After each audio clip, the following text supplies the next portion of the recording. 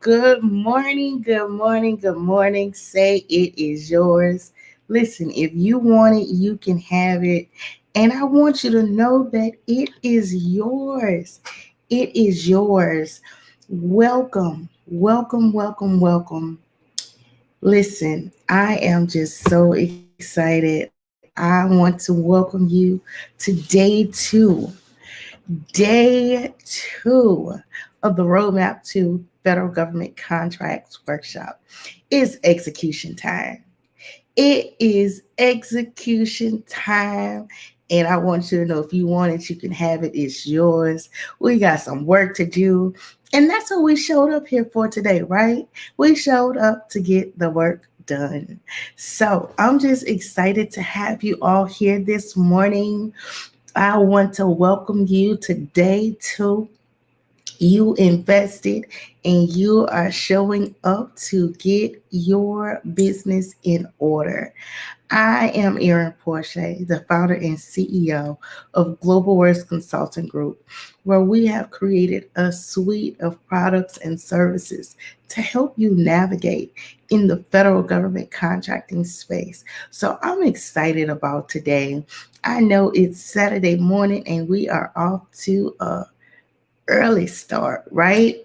So I want to get right into it. I know on day one, this past Thursday, we worked through devising your action plan, and it was a fun exercise. I know that the results was like, whoa, I got things to do, but I'm here to tell you that we are going to eliminate the guesswork, show you the ropes. Yes, show you the ropes, show you what to do, where to go to get it done, and how to scratch it off of your list. So I'm just excited that you have shown up today to day two of the execution session. Execution is in session. So I want you to go ahead and pull out your action plan list. And I want you to use that as a reference because everything that's on your action planning list, we are about to go through. And I am literally going to show you what to do, how to get it done. Okay. We're going to do like a virtual tour. So we're going to be switching screens and going on the website and, this, that, and the other. And I also have some slides in the midst of this. So we're going to get the business clear. We're going to get things done today. And I'm excited about it. I'm excited about it. And I hope you are too. You made an investment, you showed up, you decided you wanted to take that journey and launch into federal government contracts. And listen, this is the result. You literally get some insight and some information on how to navigate in this space. So listen, let's launch. Let's get this thing rolling. Let's get this going. Um, I wanted to share a little bit about the workshop. We have up to 3 hours today to work through this. And listen, I'm here. I'm committed. I want to show you every aspect of what is included in your action plan and how to do it, and also answer your questions. You will have this information to rewind, fast forward, press pause, whatever you need to do when you position yourself to take action. Some of you are equipped and ready to take action now while we are on the call as I show you the ropes. So let's get right to it. This workshop is for CEOs and business owners who want to enter the government contract.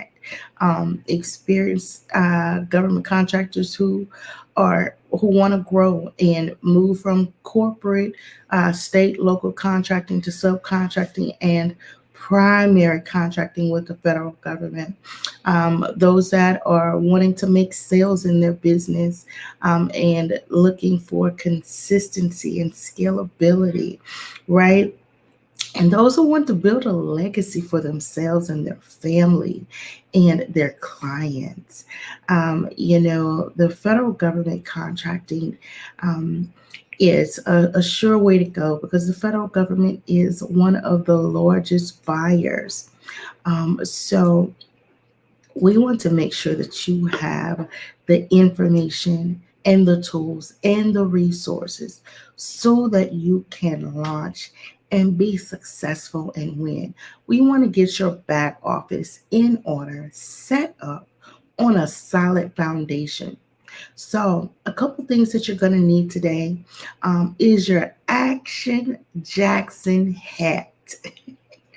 Look, get your Action Jackson hat, put it on. There we go, suit it up. Pen and paper and your action plan, and of course, business acumen, right? I want to make sure that you all get a return on your investment. Okay, so to get a return on your investment, I want you to one, commit to going to the next level and navigating through the growth and the expansion. This is expansion, y'all. This is doing business on a whole new level, doing life on a whole new level, truly operating in the CEO seat so that you can facilitate and coordinate and ensure that the work gets done in excellence.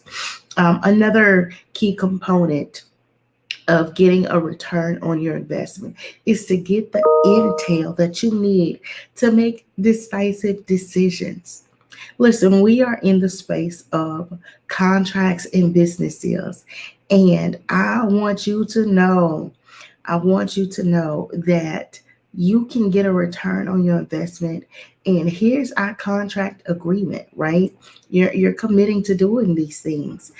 You've devised your action plan. Now you have your action plan. The next step is to execute.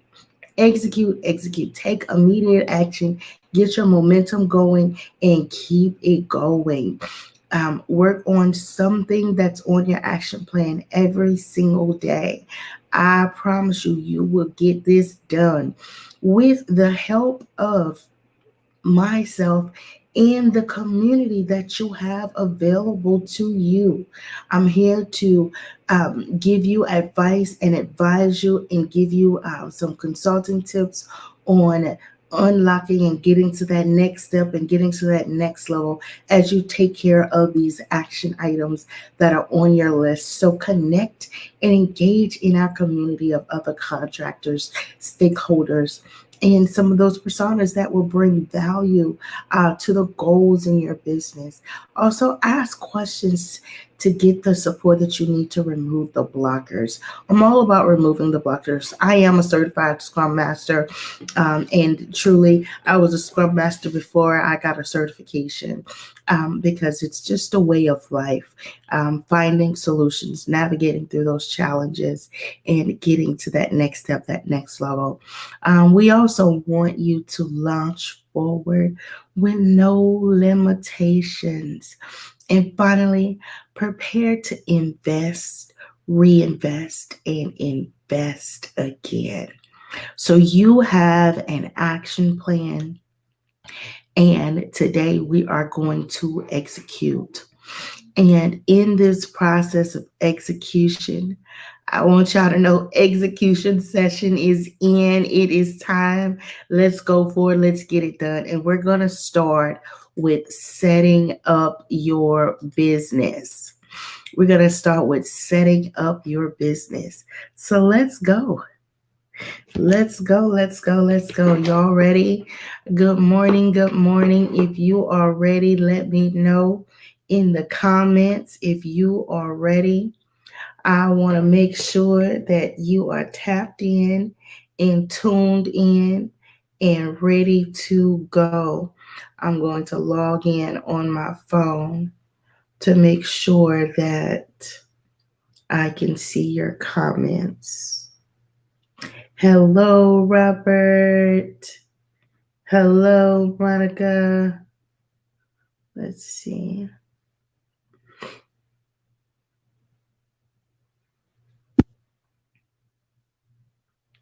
Hello, hello, hello. All right, so let's get this going. For those that need to set up their business, and for those that have already set up your business, you get this, you understand this, but we want to make sure that we cover all bases and that we help everyone, no matter what level they are on, right?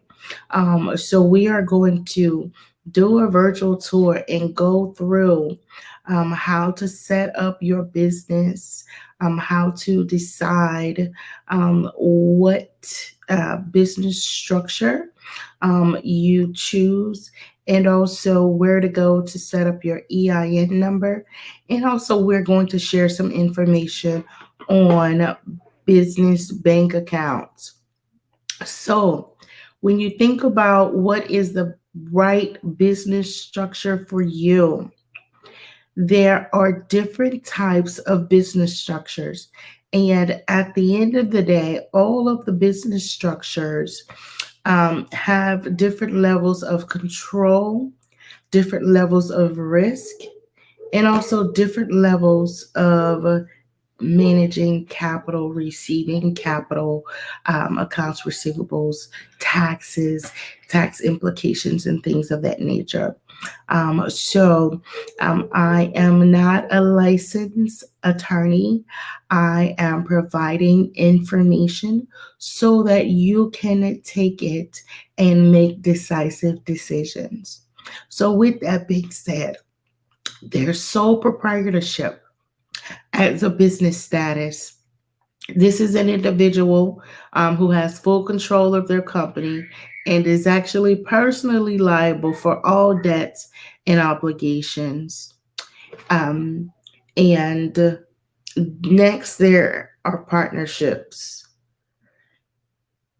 Next, there are partnerships. Partnerships, basically, you can have only one general partner, and then the general partners have greater control.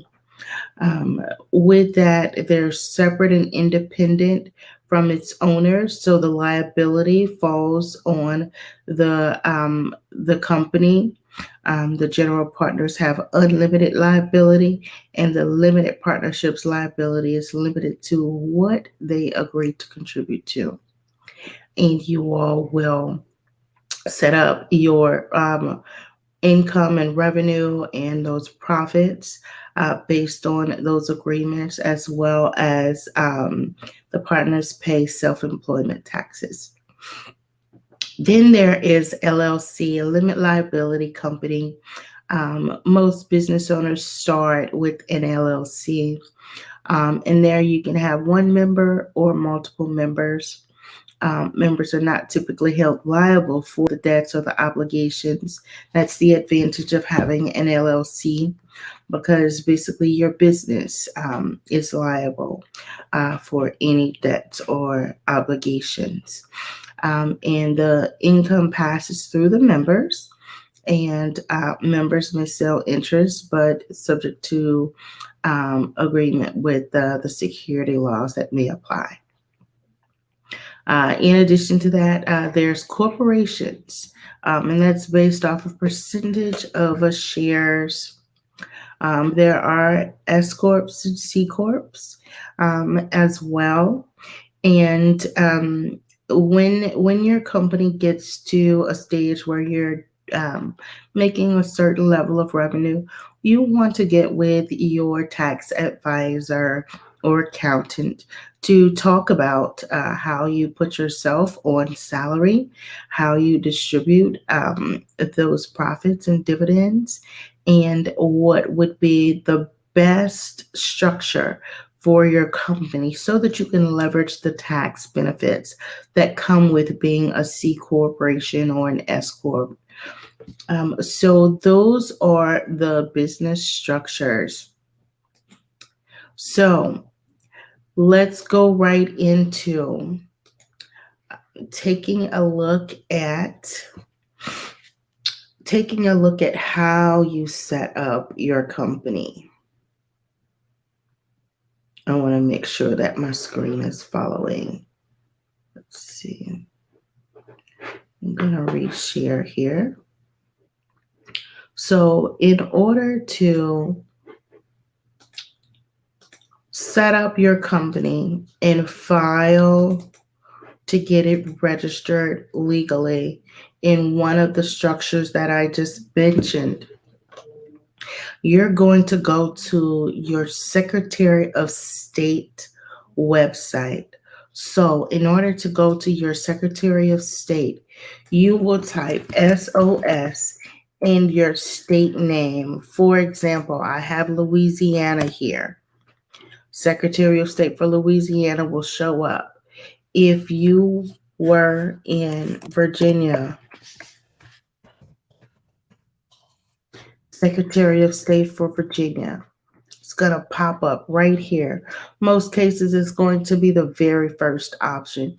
It's important that you get to the proper website because there are so many companies that provide the service to file for your business on your behalf, and their fees are out the wazoo. If you want to do it yourself, you want to make sure that you get to the Secretary of State website. So, for example, we'll go to Louisiana.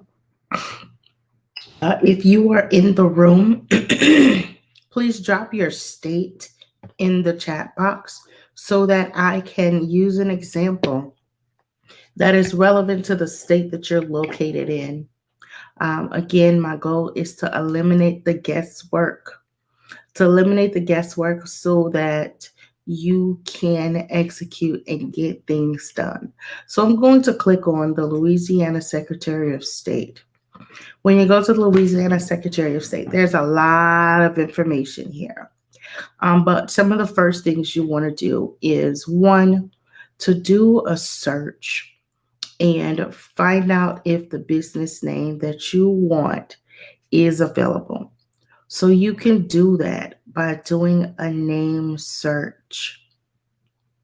So if I wanted to start a new company and that company name was Passion to Win, Passion to Win, I type in Passion to Win and I do a search. No active records came up. All right. So Passion to Win is more than likely available. So I'm going to back out of that. And I want to go ahead and file for my company to be registered as an LLC. So you click on the for Louisiana, it's Louisiana Go Biz. I actually have an account. Most of these state websites will require for you to set up an account. I don't solicit or provide, I don't advertise that I register companies, but I do serve as a registered agent. And once you log in, you just pretty much want to get started. And here's pretty much the questionnaire. What would you like to do? You can reserve a business name. You can register a new business just getting started. You can register a currently established business outside of Louisiana, preparing to do business with Louisiana for the first time. If there are any questions, make sure you drop them in the chat box so that I can answer them along the way. Again, this is an execution session, so we want to answer your questions along the way while we're on the topic, so that I can give you the best solution, provided I have that information. And if not, make sure that I am aware and get an answer back to you. So, there's multiple options here. You can even file a local trade name, trademark, or service mark. A lot of people don't know that, but you can actually reserve your name or register for a state level trade name or trademark. It's a precursor to getting a federal trade name or trademark. Doing this on the state level, if you cannot, of course, afford to invest on that federal level, doing it on the state level will basically get you registered and officially stating and saying and showing that you have interest in trademarking this name. And then from there, you start using it because you have your state level trademark and you're positioning yourself to build some revenue so that you can invest in that next level trademark. So, it's just important. It's just important that, um, let's see, it's just important that, looks like my screen isn't traveling. Let me switch screens here.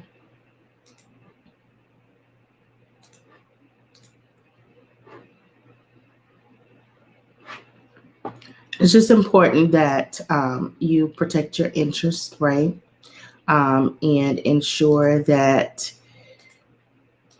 you secure your intellectual property because there are so many different,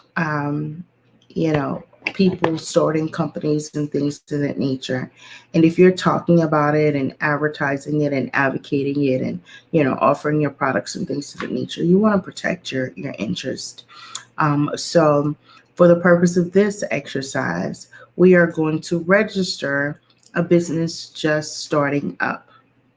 The language may vary from state to state, but in nature, you're starting a new business, right? I never recommend reserving a name. Reason being because it's an extra step, it's an extra investment.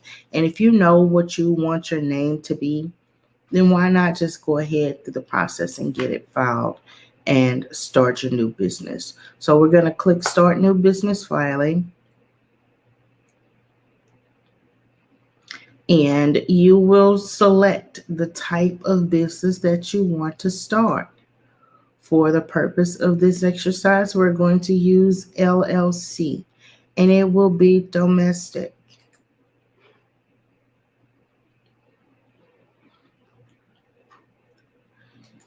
Because most of the things that we are offering to the government are services, there's no sales tax type required, so no account is needed there. Do you have employees in Louisiana? You're going to select no or yes, whatever that is for your case. And is your business subject to Federal Unemployment Tax Act? This is FUTA. There's also SUTA, which is the State Unemployment Tax Act. Now, if you have employees and you will be paying unemployment taxes, you would select yes. If you do not have employees and you are not paying unemployment tax, even for yourself, you would answer this question based on that. So you can say yes or you can say no there.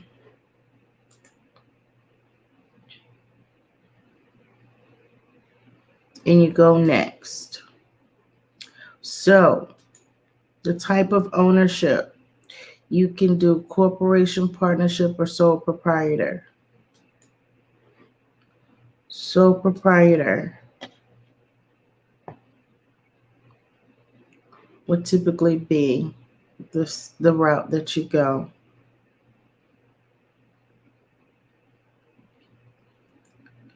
So the name of the company, actually, let me go back here. The name of the company, let me select no here. So I'm going through some steps that I hadn't went through yet. Okay, so the name of the company is Passion to Win.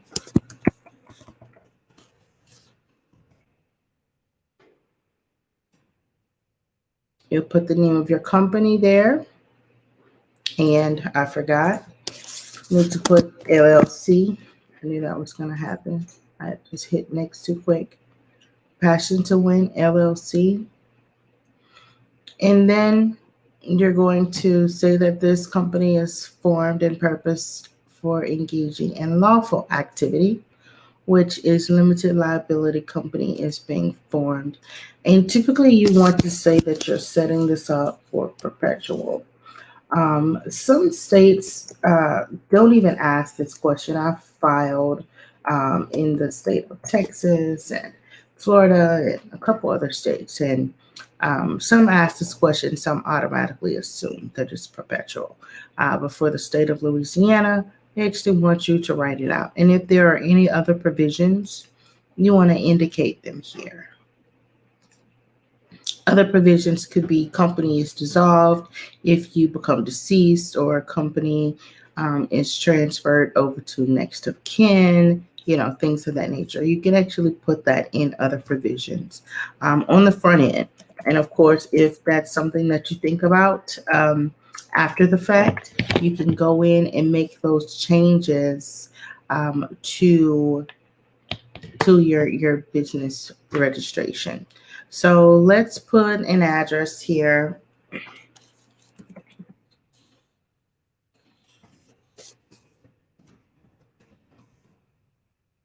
I am actually putting in dummy information.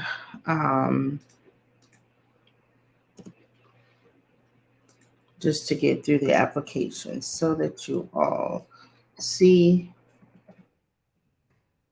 the process.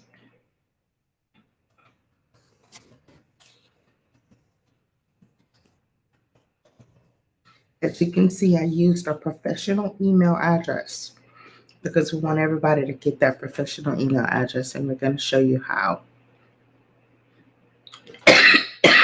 Excuse me. Look, I forgot the address already, so let me copy it because I did make it up. What said building 5, and we will say Baton Rouge, Louisiana 70806. All right, 225-387-5441. Okay, and let me copy this email address.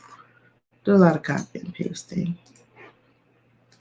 All right, so this is basically how you can file your own LLC.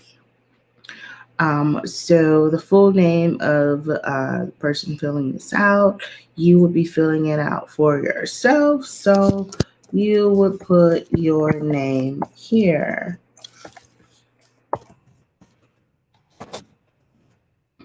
For example.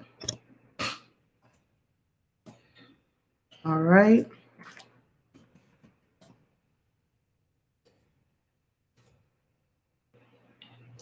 What was that address, y'all? 68. I forgot.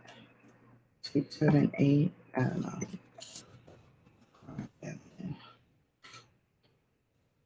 Uh-oh, what'd I do? Okay. Building 5. And the phone number. Okay.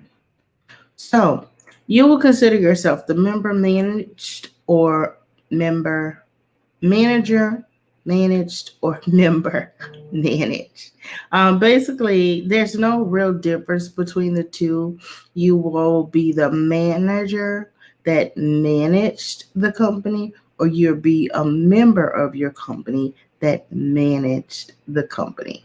So if you're actively working in your company, you'd more than likely be a manager managed. Okay. If you plan to turn that seat over to someone else, then you would more than likely be member managed.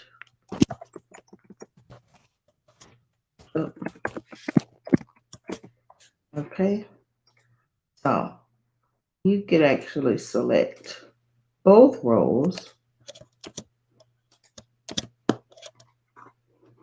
And here we are. Okay. So it's really a matter of plugging in the information, right?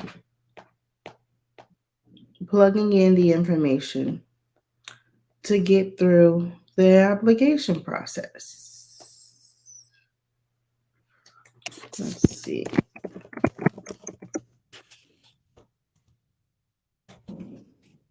Is this helping you all today?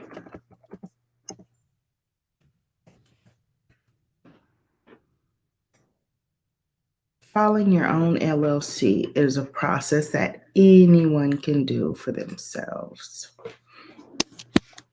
This is a signature, so I'm going to use my name.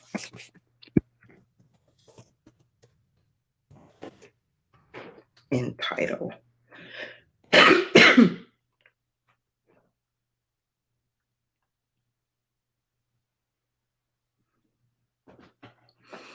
Okay. So here's an overview of what your articles of organization would look like. On this page, you just want to make sure everything is correct and move on. I'm actually not going to file this. This is just an example. Here you will verify the address information. Oh, I see where the address was different.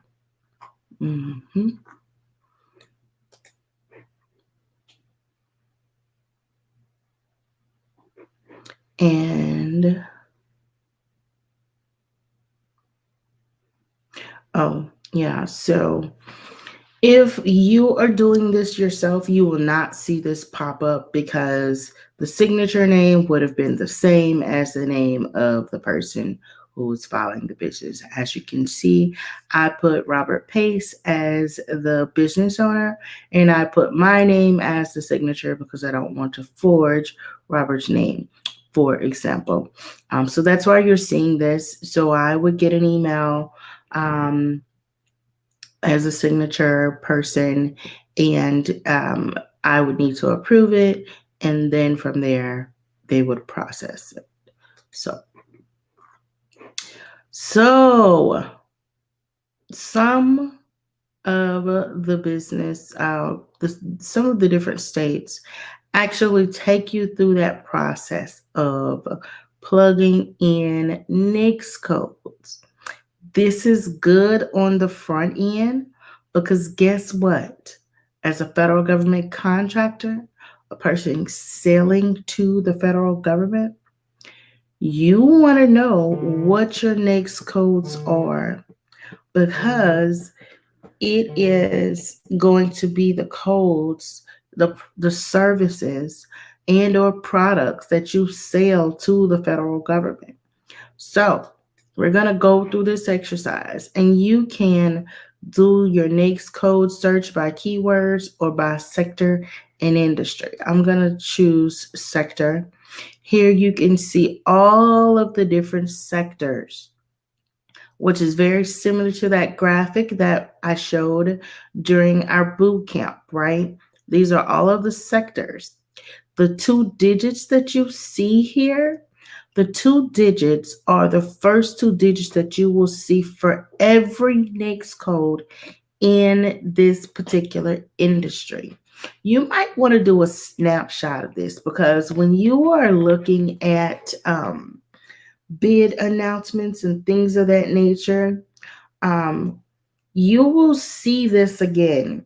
And when you see those codes, that start with 72 or 61 or 62, that's going to be your indicator where you know that this NAICS code is actually in my industry. I want to look into this particular contract. There's a NAICS code for real estate and rental and leasing, 53, right? Transportation and warehousing, utilities, public administration, manufacturing, management of companies and enterprises, information, administration. So, for example, here I'm going to select healthcare and social assistance. From here, if you're in ambulatory healthcare services, hospitals, nursing, residential care facilities, or social assistance, I'm going to select social assistance. And then if we are daycare or community, food, housing, individual family services, vocational rehabilitation services, any of those, just select. Since it's hurricane season, I'll do emergency and other relief services. But you see where I'm going here, right? This is actually going to equate to the next code. All right. And you can add another one. For this particular next code, it'll be 50% of my business. I want to chase disasters 50% of the time I'm doing business with the federal government. So the other way to do this is administrative support services, business support services, right? Any of this ring a bell or resonate with you? Okay. So maybe I'll do that for 10%. Ultimately, we want to get to 100%, right? Let me do a search the other way with keywords because this may also be a more simplified way for some people. So if you do logistics, logistics, we're going to put a search in there and look, just that easy. The next codes for that have logistics in it pop up. All of those things that correlate with logistics, they pop up. You can actually add all of these if you need to, if you desire to, right? And let's see, we'll do 30%, and I'll do one more just to give you an example of how you can use the search word. If you do training,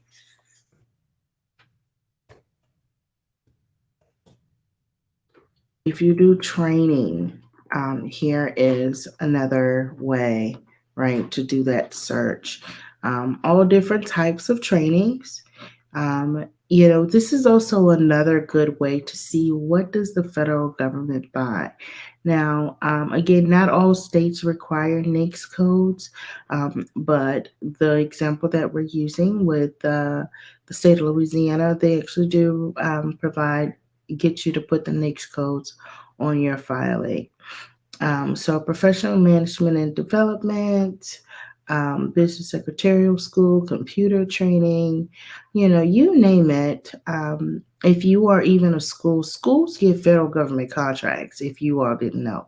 Daycares, cosmetology, automobile driving schools, everything that you're seeing right now, veterinarians, they get federal government contracts. The federal government buys everything. So if you do cutting, sewing, manufacturing, clothing, all of these are all of the types of contracts that the federal government cuts to business owners, language schools. So that also just gave you another glimpse into some of those products or services that you offer that you may not have been aware that you can sell to the federal government. So now we are at 100% and we can validate. And now we have our NAICS codes. So here are the NAICS codes and here's the description, right? And then here's the contribution or how we are going to divide up the work for the company. All right, so that was a fun exercise because this is federal government contracting, and this particular state registration requires you to have your NAICS code. So you actually get that information on the front end, and of course, there's so many other options there, that could have been selected. All right, so we're getting to the end of this. Now they're talking about money, and we are not going to process this, but this can actually be expedited. And actually, let's see, what does this say? This option ensures that your document will be reviewed within 3 hours. Wow, that's pretty good. That's pretty quick to get if you need to have it established and show that your company was created or established and official. within a certain time frame. Sometimes an opportunity like a contract comes by and they say, okay, do you have a legal, setup? And if you don't, you just come to the Department of State and get it set up. If it's a partnership and you need to get it formed really quickly, here's how you can do that, right? So there you go. We're going to go on to next. And this is probably one of the longest portions of the exercise. But this is the foundation. So with the state of Louisiana, looks like the filing is $100, whereas the state of Texas, it's $300. So, so that's that on the state filings. Once you have your state filing, the next step is to file your EIN. Okay, so I'm going to go to the IRS website. I'm going to share my screen again.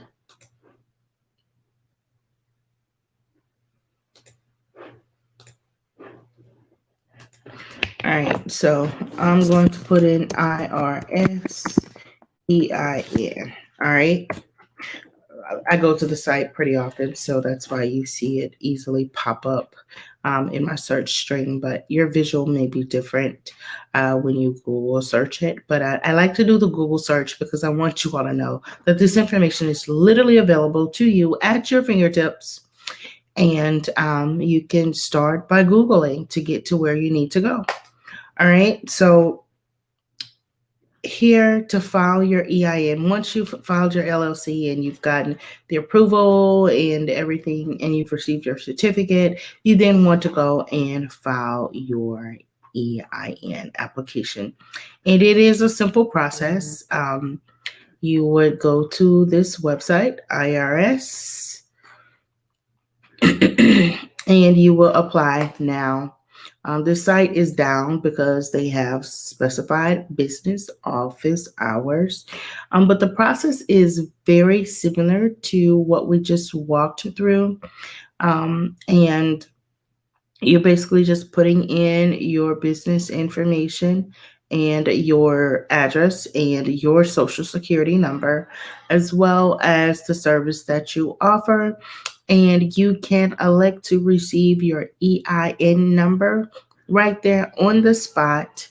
And you would want to make sure that you download the file that is provided, because they do not email it to you, nor do they send it via mail. So if you forget to download that file, you'll actually need to call in to their office and have them to mail your form. All right. So the next one that we want to look at really quickly is bank accounts, business bank accounts. So really quickly, I'm going to pull up a couple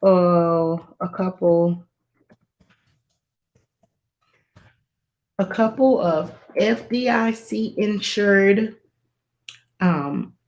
online business bank accounts. My key tips here is that you want to go with a business, a bank that does not charge any fees to establish your business bank account, understanding that you are getting started. You want to maintain your coin. Period, point blank. So with that being said, there are business bank accounts that require zero deposits or zero monthly fees. Some of them you can start with $10, $20, $25, $100, whatever that looks like for you. But I wanted to provide you with some free ones as well as other business bank account options so that you can do your research and decide. So Blue Vine is one of those business banking solutions. It's all online. It's pretty flexible, and you go through the process and get started. You can start the application Well, actually, it looks like for business checking right now, there is a wait list. That's for business line of credit. It looks like there's a wait list for the business checking. So put a pin in that one. For some reason, they do that on and off. So, just know that that is another option. In addition to that, there's NOVO, Novo Business Checking. As you all can see, I set up some of these for my clients quite often. So again, it's right in my search screen. But again, another simple business bank account option for small businesses, and there are no fees. Okay. Additionally, there is Navy Federal, Navy Federal Credit Union. Of course, you will either need to be in the service or be endorsed by um, an existing a person who has an existing account. So Navy Federal is one option. Another option that you can consider to establish your business bank account. Let's see, there's also Chase Bank. Let me try to go to their homepage. I actually have my business bank account with Chase, so I want to make sure I selected the right one so I didn't go straight into my account. But anyway, so Chase could be one of those options, right? All right. There's also Wells Fargo, and there's Wells Fargo and Bank of America. So you decide, you choose what works best for you, right? There are many, many options out there. So let's stop sharing the screen there, and we're going to go back to our slides. All right. So setting up your business footprint is our next segment that we want to cover. In there, we've already went through the process of selecting a business. So at this point, you should have selected a business name. The important thing here is that you want to choose a name that you can live with, right? Something that you want to be known by, something that is meaningful to you, something that represents what you do in your business, what your business stands for, and also something that people can connect to, right, when seeking out your service or solution. So, with that comes your business mission. What do you want to offer, or what do you want to do for other companies? As all of these things build upon one another, selecting a business name, then you think about your business mission, and then you start thinking about your business brand. Your brand is bigger than your logo. I have logo there. That's just a small fraction of your business brand. But for example, you are looking at a logo and a mark that is for Global Works Consulting Group. Here on the screen, we actually have a brand message and we have a brand look and feel. We have certain colors that we use, and you all can see that consistently across the board with our brand, with our different products and services. But our mark for Global Works Consulting Group is this G and this W for Global Works, right? And our name is Global Works Consulting Group, and we have a slogan: "Start with us, let's build amazing." So with that, based off of my business name, I actually purchased my business domain. And I also purchased my personal name. So you want to make sure that you secure your business name and domain as well as your personal name because that's your brand associated with your business. And you just want to have ownership of that intellectual property. In addition to that, you want to purchase your professional email address, right? So owning your professional email address is so important. Um, Once you have your domain, it's an easy step to get your professional email address. So once you've set those things up and in place, you want to get a professional headshot and you want to set your company up on LinkedIn if you're not already there, right? And establish a business landing page. So let's go through the exercise of looking at how you purchase your domain, how you get your business email, and how you can also set up your landing page all at the same time, right? So let's go to the new screen.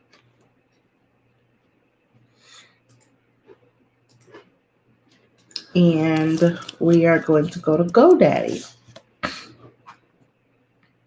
GoDaddy is the page. Okay, let me log out of my account. It automatically takes us right into my account. But GoDaddy is the page where I buy domains, I buy email addresses, and I set up landing pages. There are many options out there like Google, WordPress, things of that nature. Some are easier than others, some are more user-friendly, and pretty much they're mostly the same price, but you want to, set up, will determine where you want to buy your domains and your email accounts. And you pretty much want to try to stick with that, right?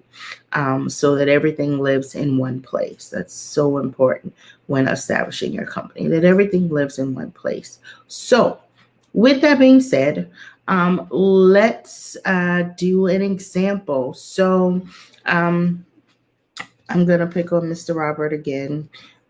So let's say his company is R Pace Consulting or R Pace Logistics.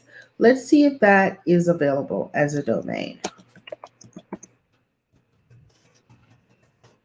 rpaceconsulting.com. We're going to do a search to see if R Pace Consulting is available. And it is, okay? So look right here. Yay, your domain is available. So you want to snatch it up, right? You want to go ahead and buy this domain and add it to your cart, okay? The cool thing about GoDaddy is that they actually give you a free landing page when you set up your account. And it's pretty easy to get started. So we're going to go to the cart and we are going to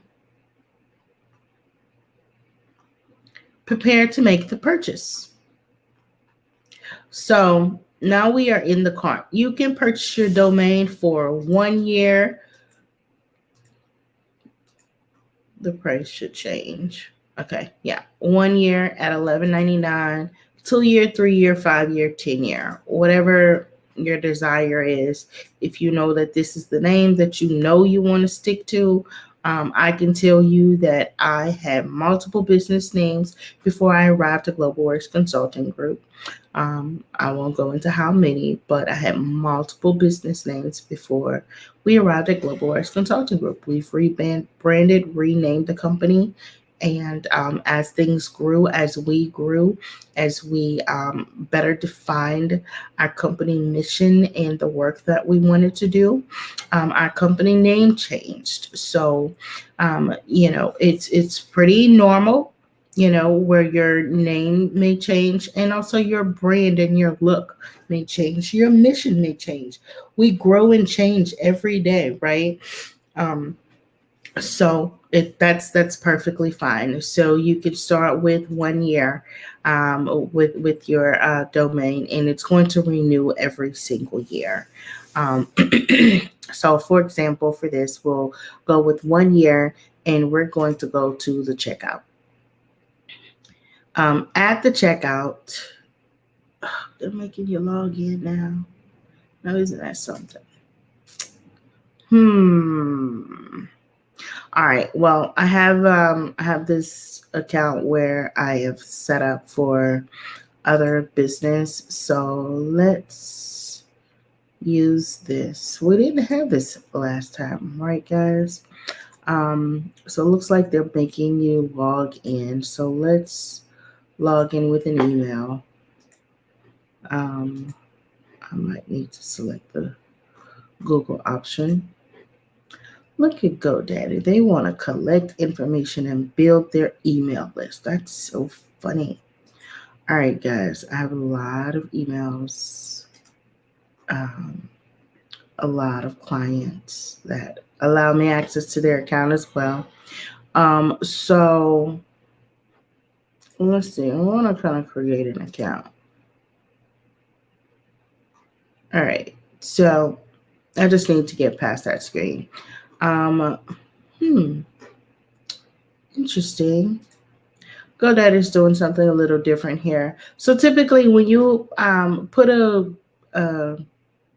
domain in your cart, it will give you the option to add the email address as well. So let's go to the cart. Listen, GoDaddy is accelerating this process. Okay, so here it is. They've changed it up a little bit. All right, so here is your domain, right? It's already in your account. You can elect to protect it with privacy, meaning your address will not show associated with your domain.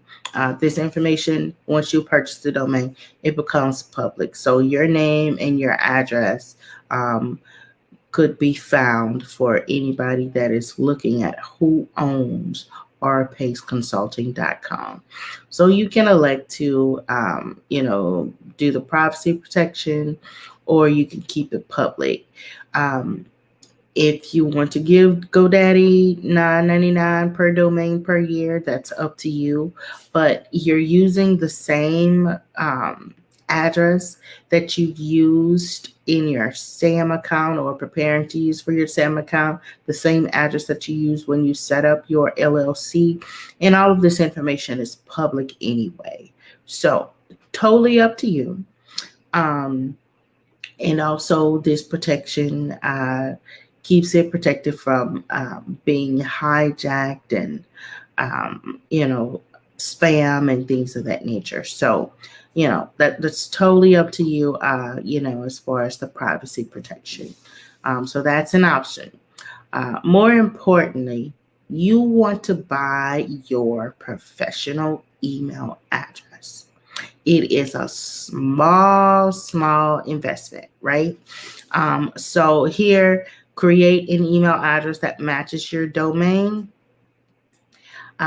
This is what it would look like. Where it says you would fill in whatever that is. That can be info, contact, book us, CEO, hello at rpaceconsulting.com, right? And you can decide what that looks like. So to get started, I think that it's simple to do email essentials.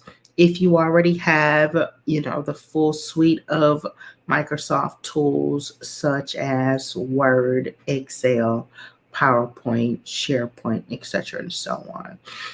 The difference between the three is the storage level, and for all of them, you can sync your email, calendar, and contacts um, on all devices. The business premium actually gives you, access on more devices. So we'll do the email essentials for $199 a month and add that to the cart. Now, the thing here is you can pay for 12 months or you can pay for 1 month. I always recommend paying for 12 months because it's a small investment to get your own domain and to get your email account set up professionally. Your investment is $35.87. All right. If you have employees, then you can set up multiple users and they'll do the math, right? Looks like it'll be $5.99 per user per 12 months. So you can have multiple users as well to keep those mailboxes separate. So I'll go back to one user. And again, your investment is $35.87. And then you just go to checkout, right? And that's the process of setting up your email and your domain professionally once you've decided what your business name is. So, in addition to that, we talked about headshots and branding. I am going to go to LinkedIn because LinkedIn is also the other item we had on the list. So I'm going to LinkedIn because one, we want every business owner to get set up here on LinkedIn. Um, actually, yeah, we want every business owner to get set up on LinkedIn. Now, there's two profiles that you'll set up on LinkedIn. One, you'll have your personal profile for LinkedIn, and then two, you'll have your company. As you can see, we are on my personal LinkedIn profile, and I have my company attached, Global Works Consulting Group. So my personal brand is pretty close to my company brand because they just all pretty much work together. But you can click on the link here and it will take you to Global Works Consulting Group and the details. So this banner is going to be updated, but you see my logo on everything and my color scheme with my contact information. Start with us, let's build amazing, pretty much the same across the board. And my photo. Now, we also talked about headshots. What you see here are headshots. Let's see. This is a headshot. This can be cropped. This is more of a half body shot, actually. But this can be cropped and used as a headshot. As you can see, it's used as a headshot all throughout on my brand. But this is a cohesive brand. This is what I mean when I say establishing your mark and your motto and having your particular color scheme. We are pretty consistent with the brand at Global Works Consulting Group. And this is a model that you can use for yourself as well. So that being said, you want to establish your LinkedIn account and you want to create your brand and get your headshot. Once you have your business name, once you have your business email address, and your landing page, which I didn't go through, but that is also an option you can do through GoDaddy. Once you purchase, you can set up your landing page. It automatically comes with it. You will be good to go and able to put all of that information on your branding materials, I have my website. I have erinporsche.com as well as globalworks consulting.com. They pretty much both have the same information and lead to, some people just want me for hire, and some people, hire my company where, my team and my staff do some of the work. So that's really the difference between the two. And I also, am an author and do speaking engagements. So I myself have a brand as well as my company, and the services vary between the two. But that's just a really good example that you can use and leverage for your own company. So that covers our portion about getting your email address, your headshot, and your business registered with LinkedIn and your business landing page. So this next section, let's go ahead and switch gears. This next section basically takes you into, hold up, let's see, takes you into, let me get the screen here,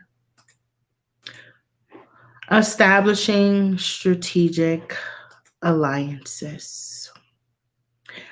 How do you leverage your current relationships to take your business to the next level? Now, this is an exercise. I do this similar exercise when you are creating your business portfolio.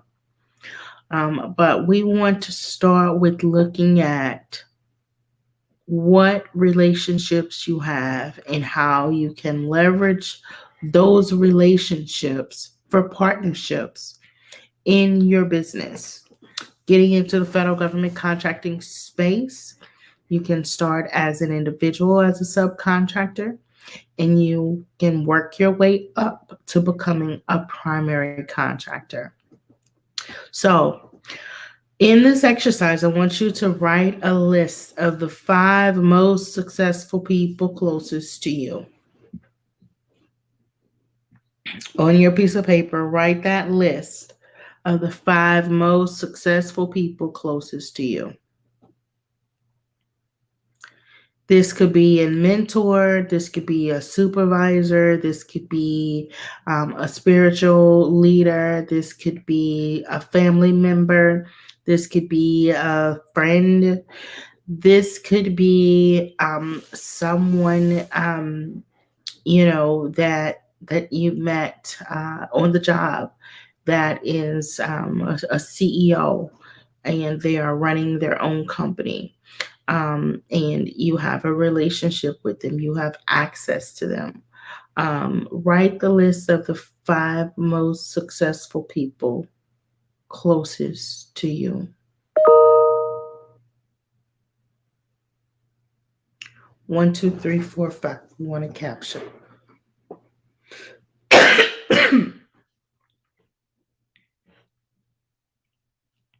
We want to capture that list of the 5 most successful people closest to you. I'm going to have some water while I give you all a minute to write that out.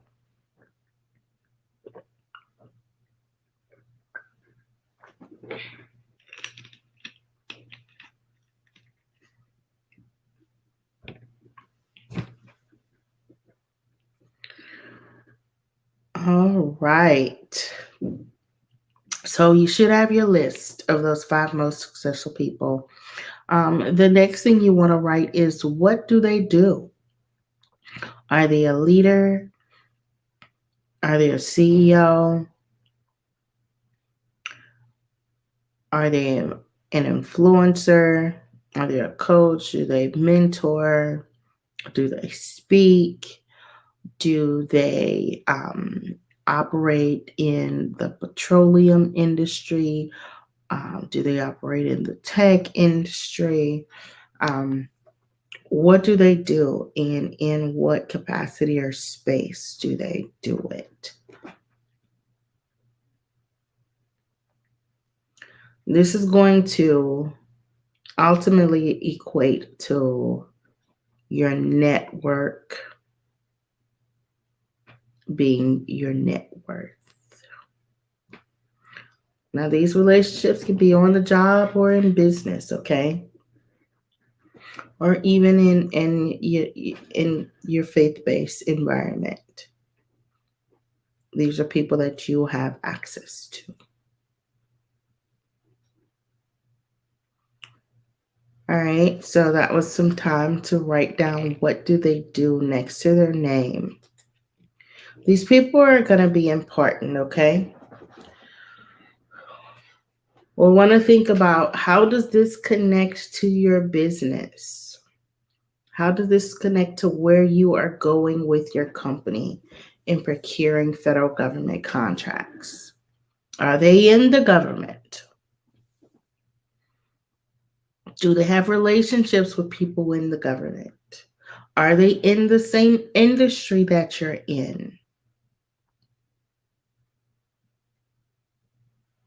Do they have the capabilities and the capacity to add value to the work that you're doing?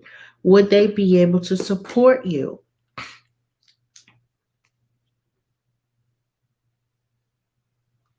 Could you hire them? These are some of the questions you want to ask yourself. Can you partner with them to build your capacity, to enhance your capacity if you were to get a contract? Okay? These are some of the questions you want to ask yourself. All right, moving on. Relationships and partnerships. Write the name of your business bestie. And if you have a mentor, list your mentor. These names that we are writing, these are people that you want to stay in touch with. You want to remain nurturing your relationship with these people because they can be valuable to you as you transition and pivot to this next level. Capacity to perform on contracts is so important. This is why we look at our relationships. If we came up blank for any of these questions, we want to start opening ourselves up to build the relationships and the partnerships. And how do you do that? You show up in different places and in different spaces so that you can network, so that you can introduce yourself. You can do this virtually, or you can now do it face to face since things are back open. You can go to networking events. You can go to, different industry days. You can connect with your local small business center and go to their event. There's different ways that you can build these relationships and partnerships. And you're going to start by introducing yourself. If you have a business bestie, phenomenal. This is a person that you can share your dreams with. You can share your goals with. You can share the insight on what you're doing with your company, and they can, add value to what you are doing, and also support you and cheer you on as you launch into this new space and new place. If you have a business mentor or a coach or an advisor, again, they can provide the same type of support and help you to navigate. And if you don't, you want to consider getting one, hiring one, investing in one so that you can get to where you desire to go faster and better with guidance, with support, with the counsel, which creates a flow of least failure, right? There will be a lot of learning lessons along the way, but they're going to help you to grow and also build muscle. Okay. And sometimes we need a person that we can share these things with so that we can get out of our head and verify or validate, our thinking of where we desire to go. Of course, ultimately, that decision, that next step is your responsibility. But sometimes we need to talk these things out because oftentimes we can be creating and building ourselves based on what we perceive, and we can miss the mark because it doesn't connect with our client. So this is the value of having strategic partnerships and relationships, a business bestie and a business mentor. Okay.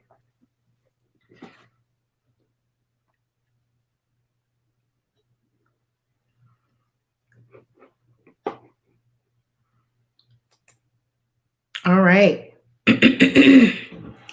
So, moving on into business systems. A business model. Deciding and determining a business model for your company is important. It's going to basically help you to have successful operations and also identify your revenue streams and your customer base.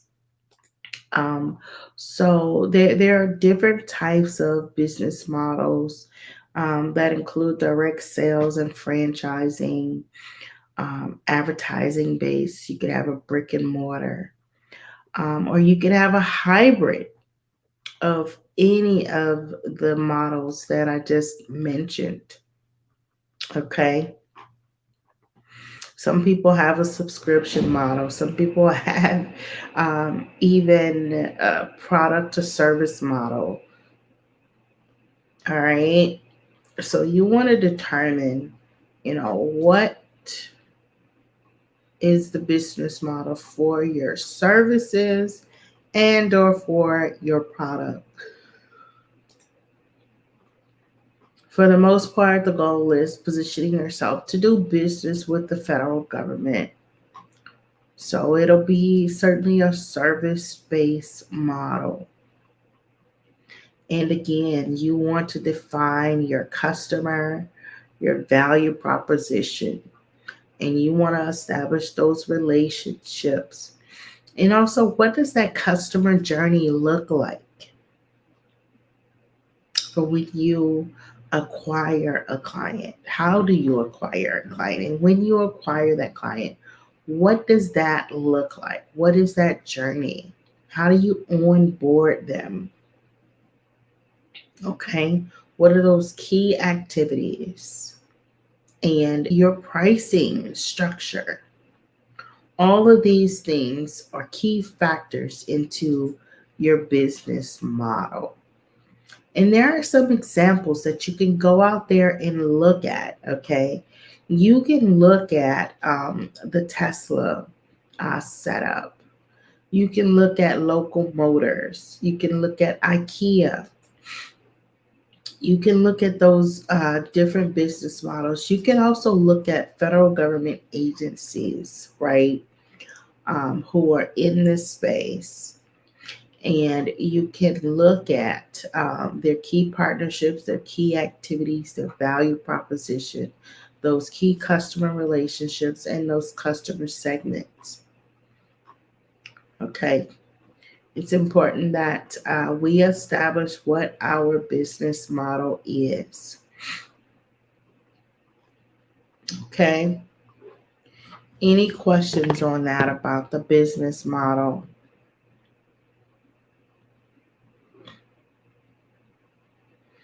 All right. So the next portion is Setting up your CRM systems. I am going to provide you with some recommendations for your CRM. That's your customer relationship management systems. With your CRM system, this can be the initial point of how you gather information on your client. And this could be where their journey begins. CRM systems are important for both you and your clients. They keep you organized and they keep all the information in a single system, right? There are a couple of different CRMs. I actually have a web page where I share the tools that I use to run my business. You will receive this information as well, of the tools that I use to run my business. And in this information, the links will be included so that you can easily just navigate and set some of these things up for yourself. You'll also receive a list of the CRM tools that I have recommended. So I'm going to show you a couple of things, a couple of CRM systems, and give you some options so that you can decide and determine what works best for you. Again, because I am set up and established, I'm providing you all with some tools that I use that work for my company, that may be of value to you as well. But of course, these are recommendations for you to decide and determine what you would like to use for your own company. So I'm going to share my screen and share with you the website of the tools that I use to run my business. So here it is. A couple of tools that I use. I use Katra. Katra is where all of my landing pages are set up. You may or may not have this for your company. I provide training services and solutions to small businesses, whereas you may be doing this for the federal government, and it'll be a different structure. But HoneyBook is a tool that I believe all business owners can leverage and set up and use for their company. HoneyBook, I'm going to actually take you to HoneyBook. I knew it. Whoops. I am going to take you, let's see.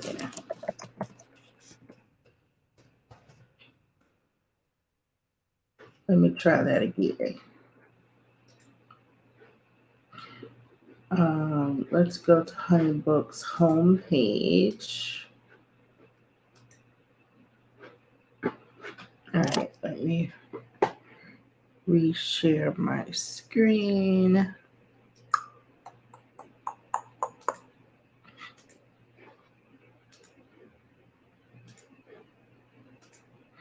Okay, so here's HoneyBook's homepage. HoneyBook, like I said, it's a CRM tool. You can use it for project management. You can book your clients. You can send your clients questionnaires. You can send your client invoices. And you can also have your invoices paid through HoneyBook.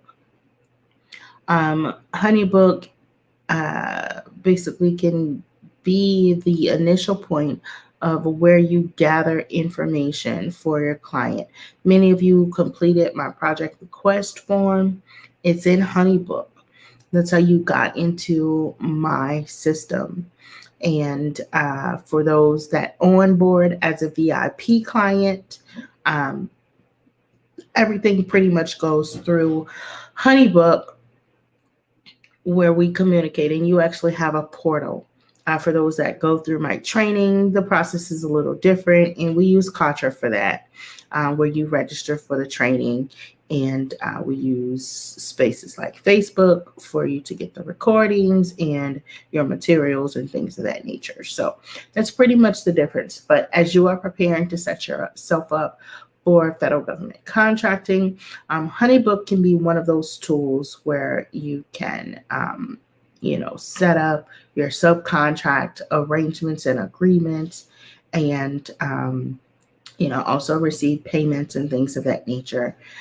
So if you go to my things I use to run my business site, you could actually get a discount on setting up your Honeybook. Um, and also looks like they have a save 40% on unlimited plans with code independent 40. So depending on when you're watching this, you may be able to leverage that to set up your Honeybook, or the link that is on the tools I use to run my business will always be available to you for that discounted price. But it provides user-friendly access and setup, onboarding and offboarding of clients. It's a hub for all communication. Clients can schedule meetings there, and also you can integrate other features. There is another tool called Dubsado. Dubsado, as you can see, we've done the Honeybook versus Dubsado before, but Dubsado is also a business management solution. Both of them you can have forms in and set up. So here is Dubsado, very similar setup, very similar workflow process. And what I like about both of these tools is that you can automate a lot of the steps. So here is Dubsado, another option for you. All right. So those are the CRM tools. Additionally, you want to set up an accounting management system. So the accounting management system that we use is Quickbooks. Quickbooks is a great tool for beginners where you can track all of the transactions that are happening in your company, both incoming transactions and also those outgoing transactions. So, with that being said, you can get your money organized in one place. And when it comes time for payouts or time for taxes, it's all in one place. So I recommend Quickbooks. There are a couple of other options out there. You just want to Google accounting system for small businesses. Accounting system for small business. Okay. Excuse me. Got a little cough today. Sorry about that, guys. So in addition to your accounting system, you want to set up payment processors, right? One of the major payment processors is PayPal. PayPal is easy to set up and connect to your business bank account, and you can receive payments from other individuals. What I like about PayPal is that PayPal covers both you as the vendor and also your customers or your clients. So there is a level of protection for both of you when exchanging funds, and there may be an issue or question about the services, etc., and so on. PayPal takes you through a vetting process to determine who should have the money at the end of the day, basically. So, there's PayPal personal and there's PayPal business. You want to set up PayPal business for your company so that you can get those benefits. And then there is Stripe, Stripe. Stripe is the very same type of system.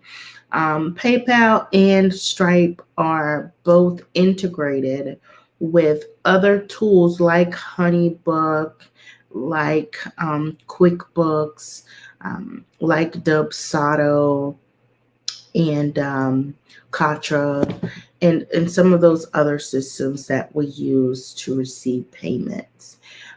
So Stripe you can use as a payment processor. I actually have both. I have both PayPal and Stripe. I want to forewarn you with Stripe, especially if you are getting high ticket payments through your account. You want to make sure that you leverage the opportunity to get the Stripe protection and insurance for your company, because make the investment, because if anybody files for a refund, you automatically keep your money. All right. And that's important because, if you have a product that's $2,500 or $5,000 and you've delivered even a portion of that service and there is a dispute, you want to make sure that you receive a return for your investment for whatever services you've rendered. And with Stripe, they will not only allow you to keep your money, but they will also resolve the issue with the client as well, potentially in both of you all's favor. But what's most important as a business owner, you want to protect your interest. So if you use Stripe for any reason, you want to set up that insurance so that there's no questions asked for disputes and you keep your funds. So those are the payment processing systems that I recommend that could be of value to you as a business owner.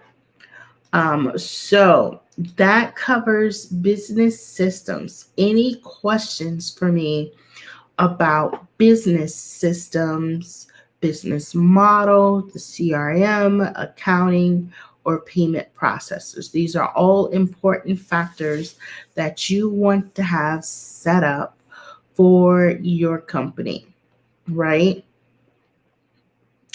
Any questions, drop them into the comments.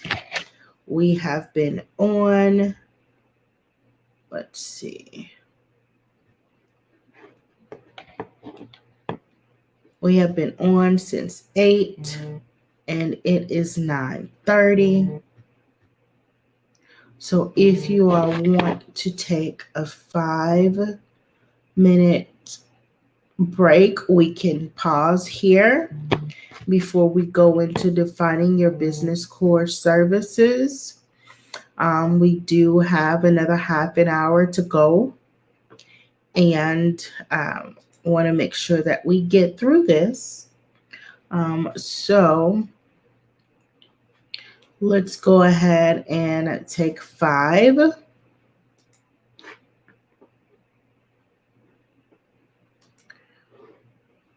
Let's go ahead and take 5-minute break. And okay, no questions. Sounds good. All right, good deal, good deal. All right, I'm seeing your comments now. Awesome. Good. All right, so let's take a 5-minute break, and I'm going to put on the countdown while we do that. So I'll see you in 5.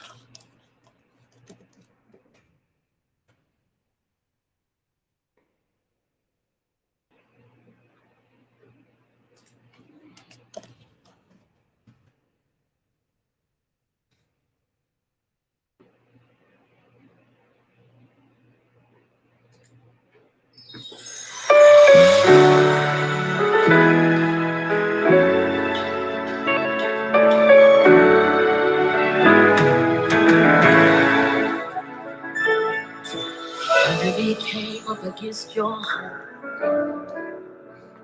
The enemy came up against your shield. The enemy came up against your name.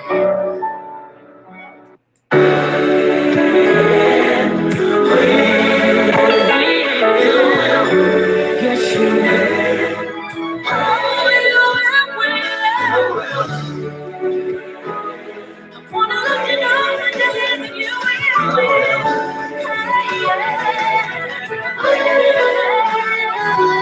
I know you're hurt. I know you're torn. I know you're broken, but you will live. Almost maybe but the truth still remains that in the name of Jesus, you will live.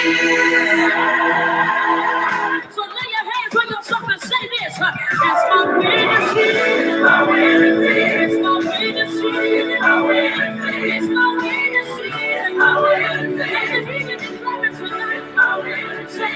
It's my way to see. It's my way to see. It's my way to see. It's my way to see. It's my way to see. It's my way to see. It's my way to see. That's for me.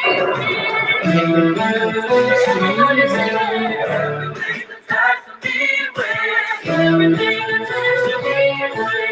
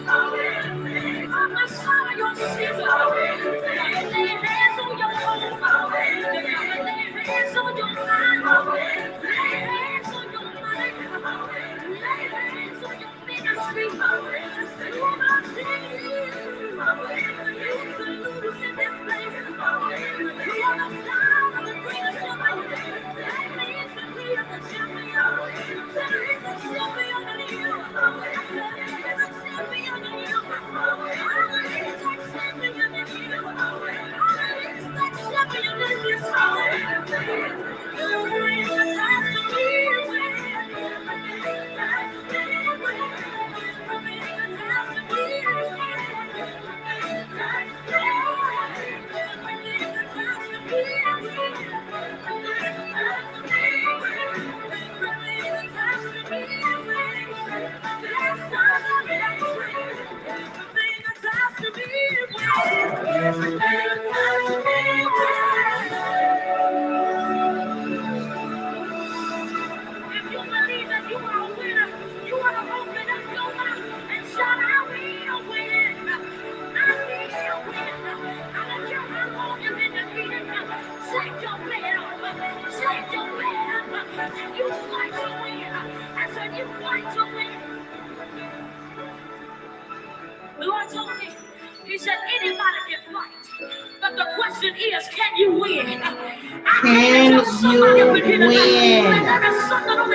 I want you to know that you will win. You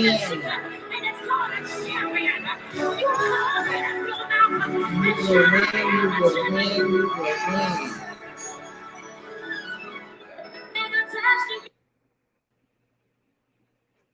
You will win. You will win. Okay, we are about to get back started. All right. Hopefully, that 5 minute break was good to you. I am ready to get back to it and dive in, but I do want to take a little moment. Five, four, three, two, one. Level up, level up, level up, level up, level up. This is the level up, y'all. Level up, level up, level up. Not only will you win in federal government contracts, but this is a level up, okay? This is work, and I want you to be committed to doing the work, okay? I want you to get in that flow of executing and building the momentum and getting things done, because federal government contracting can be very, very lucrative. It can be very, very lucrative. And I want you to know that it's going to require some work. So we're here to do the work. Together we can do the work. Together we can achieve more and get this accomplished and done. So I am here to help you navigate and get that done. So just want you all to know that you got this. You got this. There's many layers, there's many steps, there's many levels, but we are making this happen. We're making it happen. So the level up is here. The level up is here, and we got this. So let's go ahead and get back to our slides. And we are going to jump right in and talk about your services. Your services that you currently offer in your business. With those services that you have offered, those services that you have performed, we will use those to create your portfolio. As a business owner, all experience is relevant, it's valuable, it counts, and it serves a purpose in what you are doing now. So we want you to, one, get your resume. Look at your resume. Look at what you've done in the past. And take that information into how you're going to package your capabilities, your capability statement.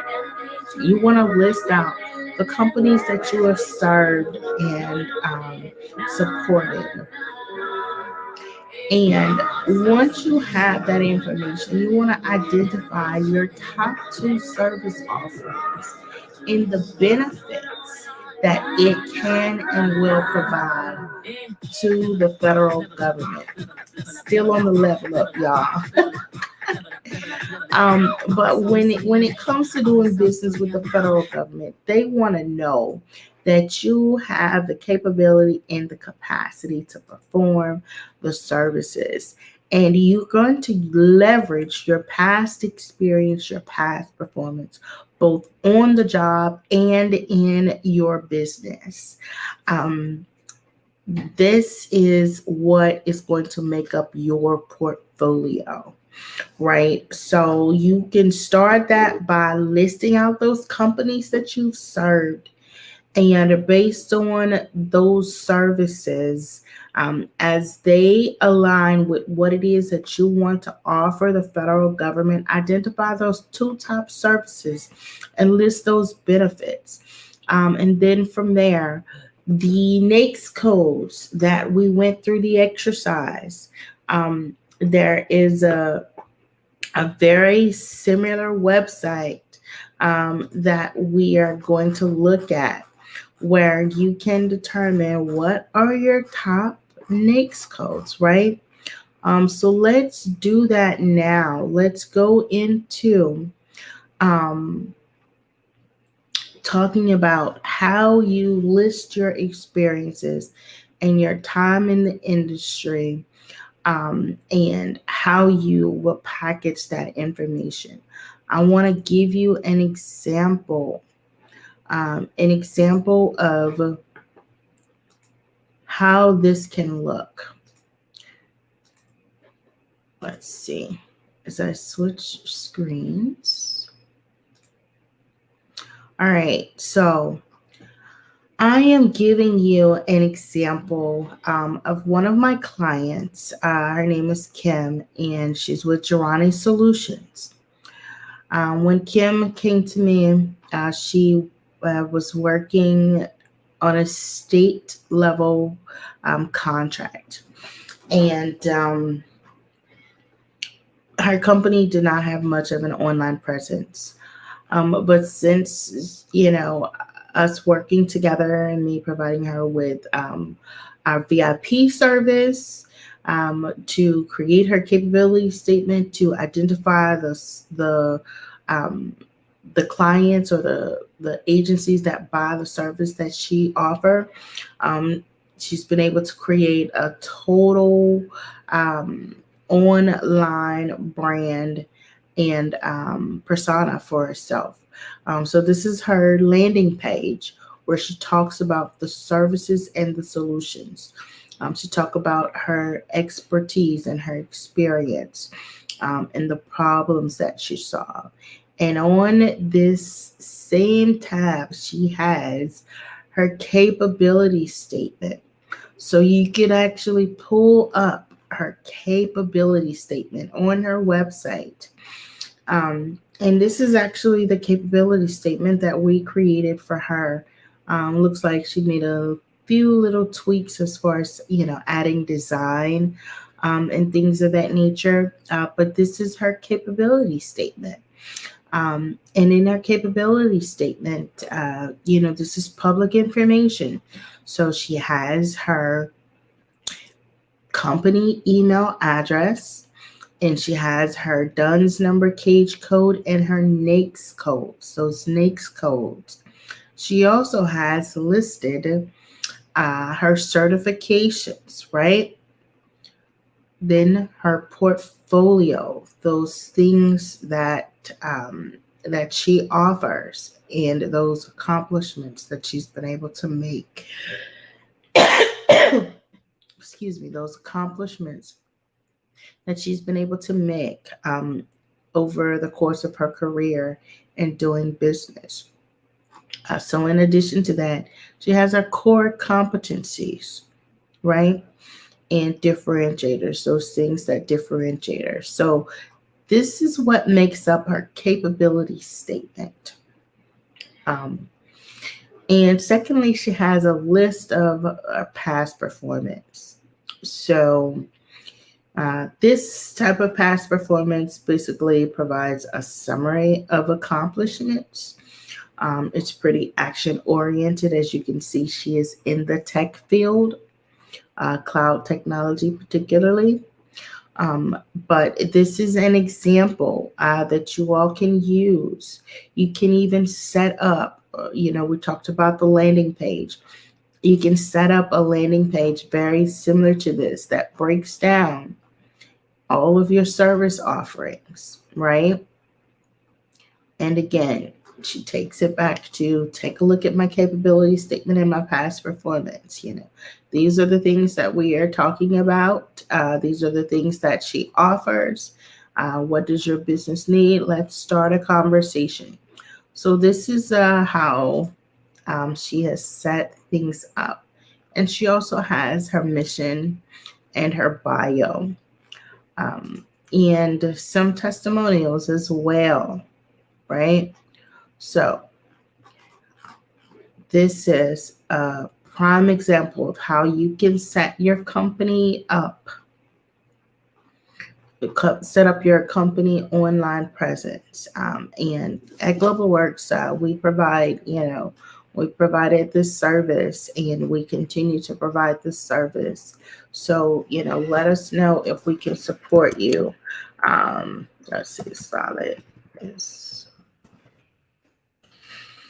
So here is another company that we offer service to, and let me see. So we've recommended some updates to their website.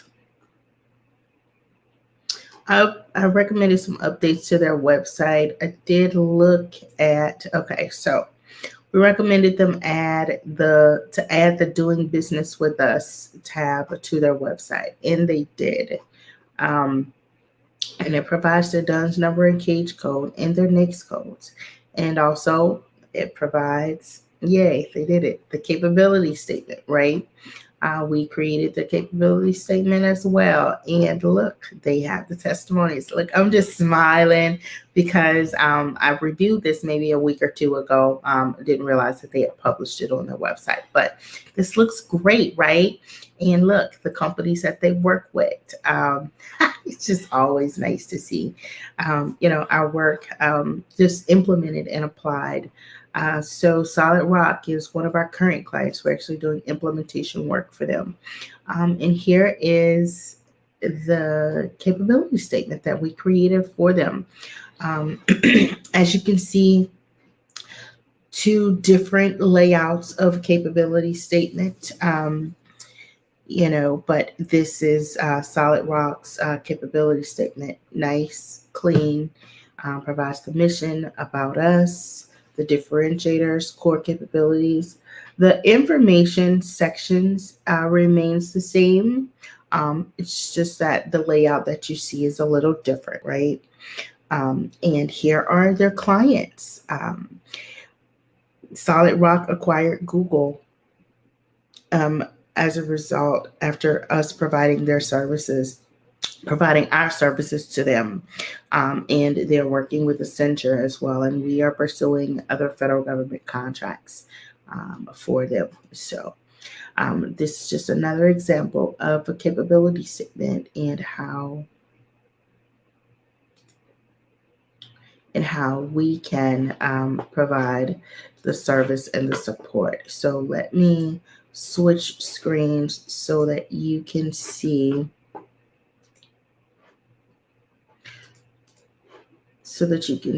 Solid Rock. Let's see. All right. So Solid Rock. All right. So here's their doing business with us page. Okay. And their DUNS number and their NAICS code and their capability statement where you can download. Let's see, I think it's going to open up in another tab. So let me switch so that you can see the actual statement. And here is Solid Rock's capability statement. Okay.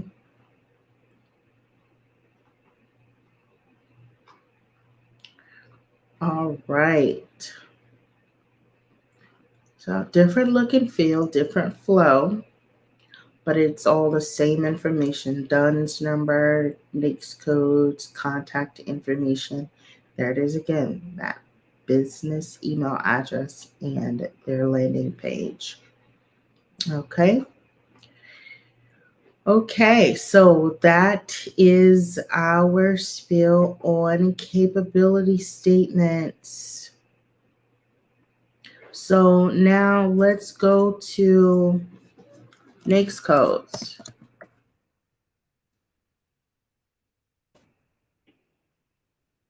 All right, so the website you want to go to is NAICS.com.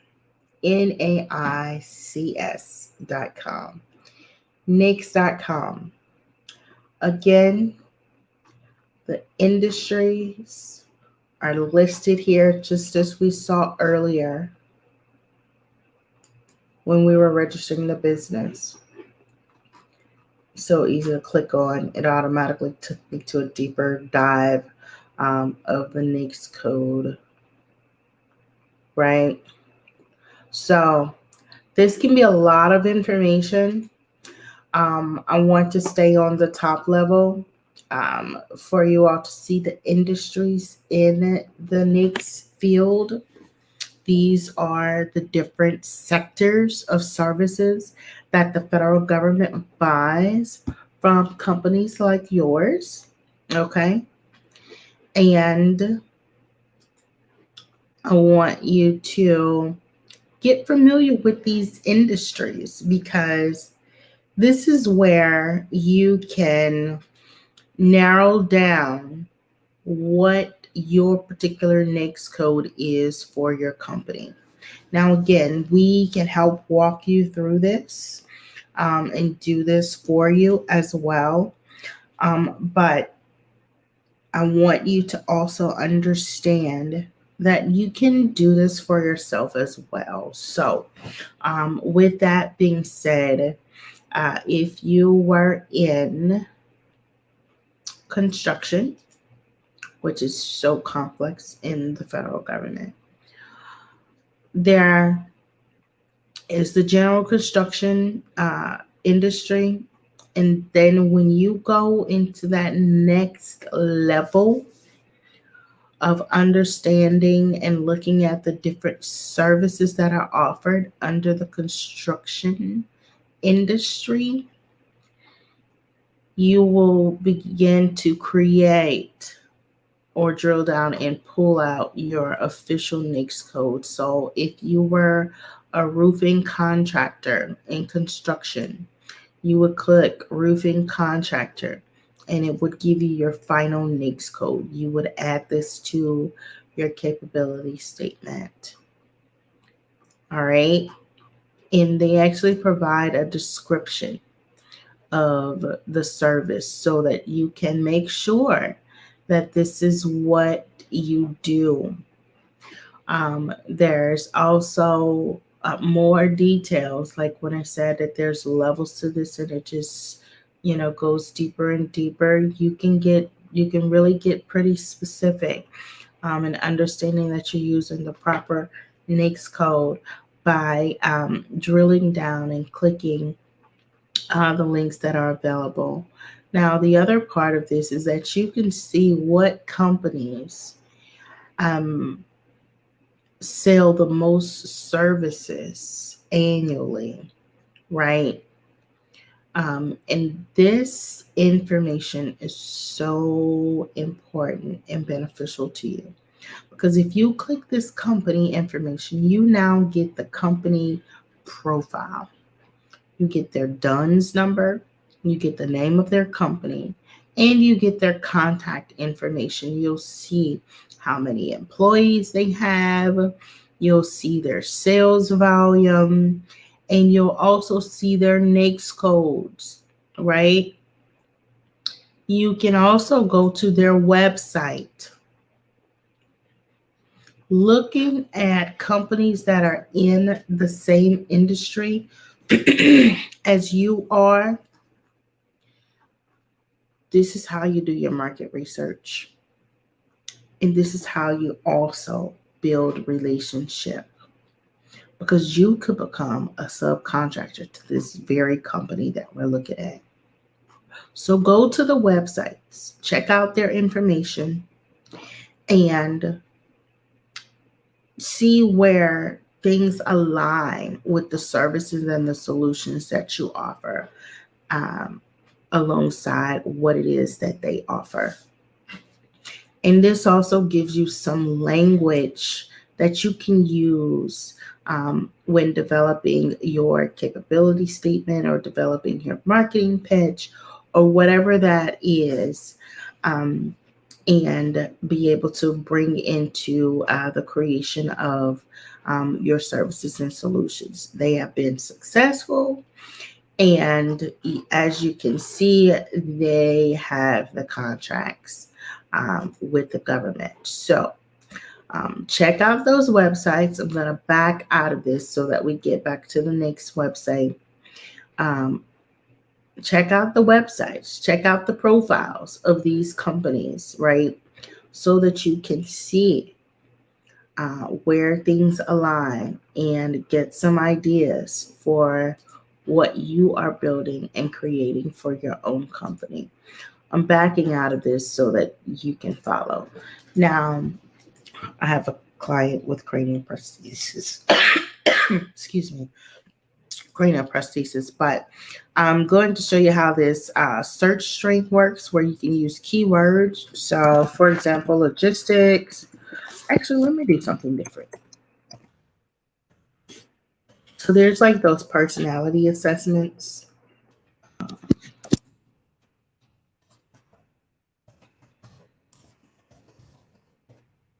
There's personal development, personal services, personality assessments, and things of that nature. Um, when you do some research to pull up your NAICS codes, you can pull that information by doing a keyword search. So putting in personal services will pull up those particular NAICS codes. It is a consulting service. So you would be able to pull up your NAICS code for if you provide like those disc assessments and things of that nature. So this is how you use the search screen. There's the educational support services. There's also office administrative services, management services, if you offer those disc assessments and things of that nature, leadership training, coaching, personal development. Those are some of the terms and the keywords that you want to use. So let's put personal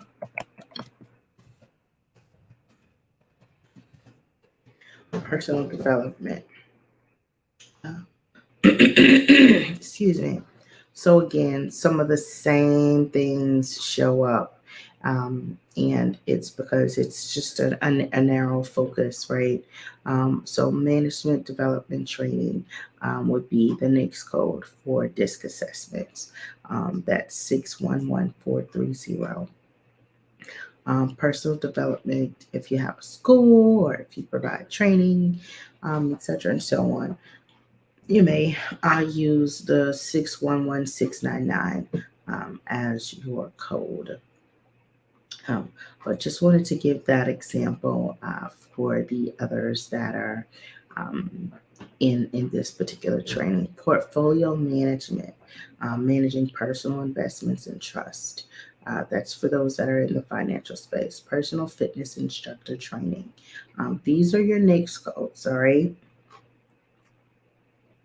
Okay, so that is our time on NAICS codes in doing the research. Questions there?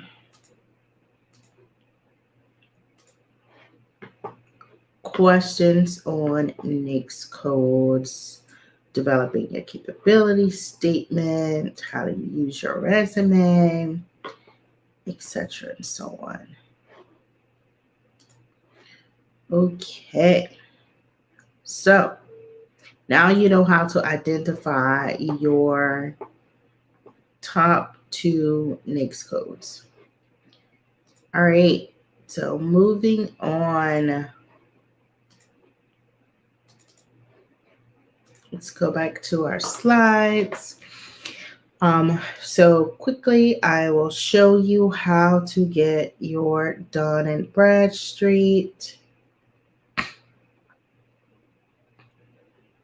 how to go to the SAM website, which may or may not be down today, and how to get registered with your state and or local procurement office. All right. So let's go to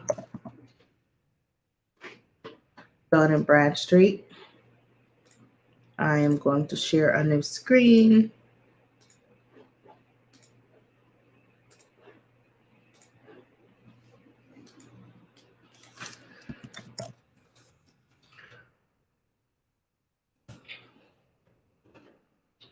All right. We're starting at the top with Google because it's all Googleable. It's all available at your fingertips. Okay. All right. So Dun & Bradstreet is Rev Up Now.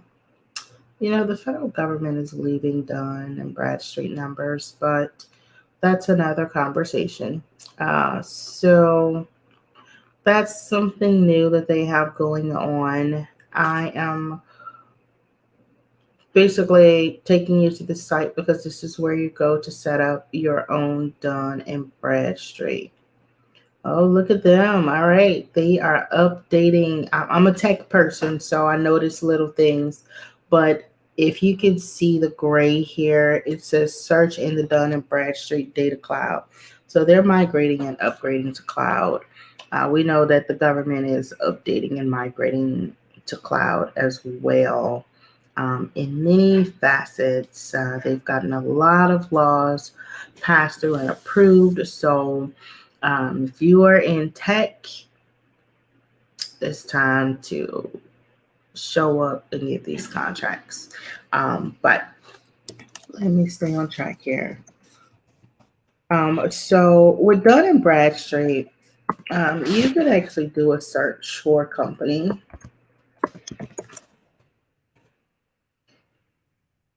You could actually do a search for a company, and you can start with searching for your own company to see if you already have a profile. So I'm going to pull up Globers Consulting Group, and here is our profile in Dun and Bradstreet. Now look at that. Um, so we are Executive Office, Federal Government, Meditation Therapy. Interesting.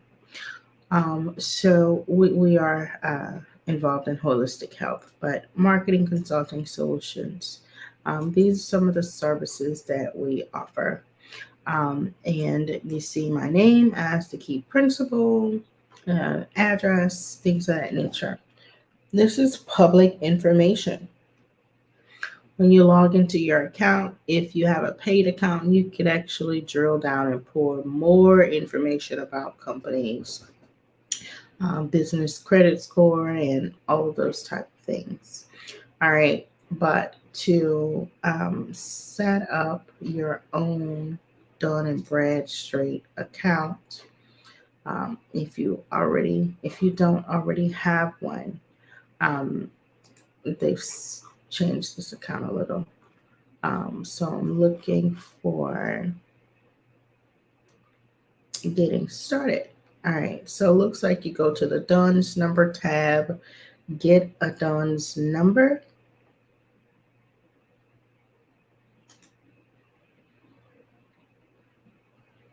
And you get started with selecting the primary reason for this registration.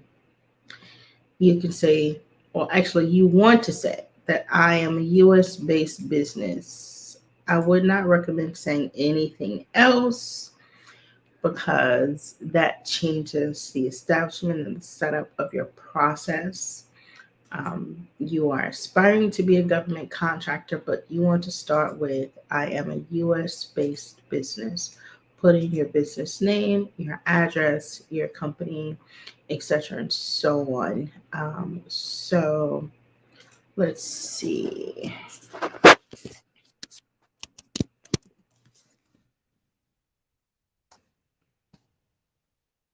This is actually a new company, and I know that they're not in here because we're just setting this one up.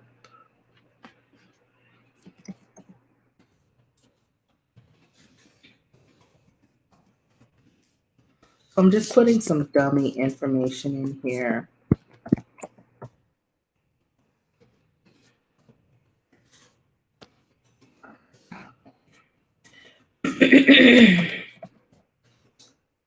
And let's see.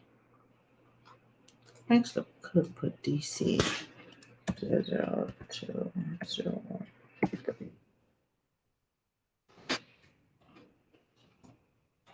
All right. And a business phone number. Let me just put 202. Uh-oh. 202 Yeah, I'm just putting anything. Okay. This is dummy information. All right. So there are no matches. Yes, that's what we want. So With that, get a new DUNS number. All right, so you want to select the free because all this other stuff is just not necessarily required. If you want to track the building of your business credit, I recommend NAV,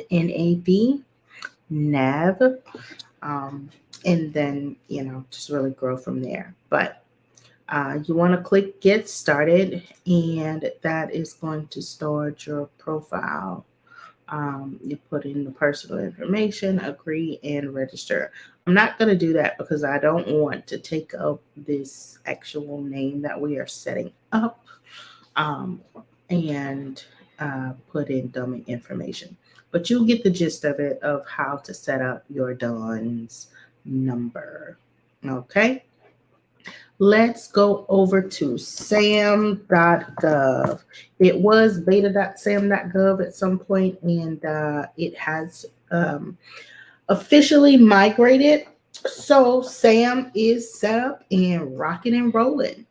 All right. So to get started, pretty simple.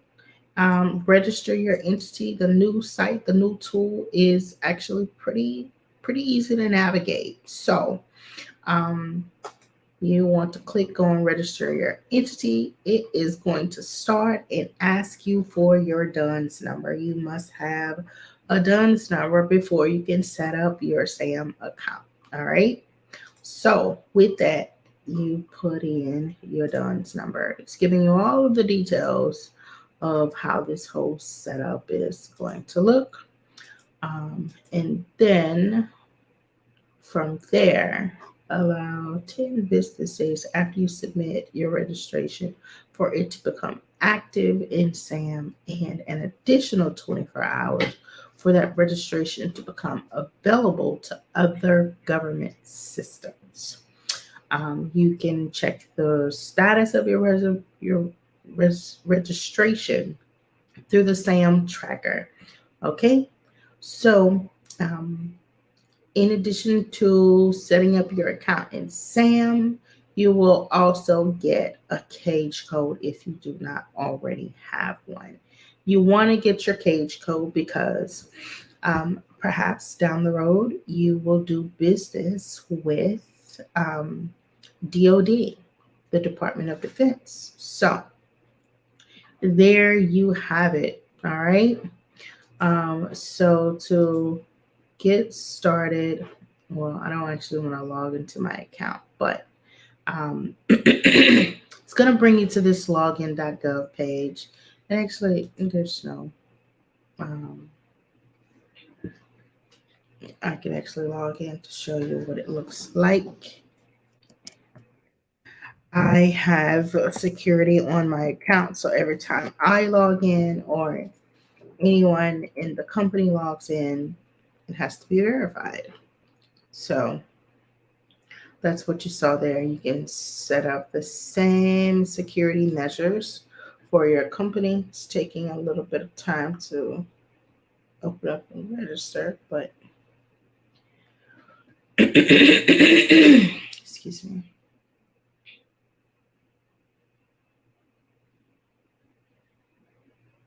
All right, so we're just waiting for it to load. I know it's taking so long.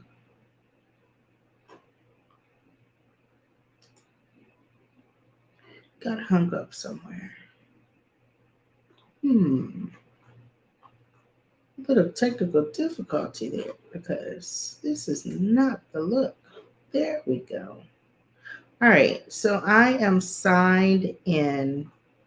I actually have a SAM profile. If you already have a SAM profile, you want to go to your workspace.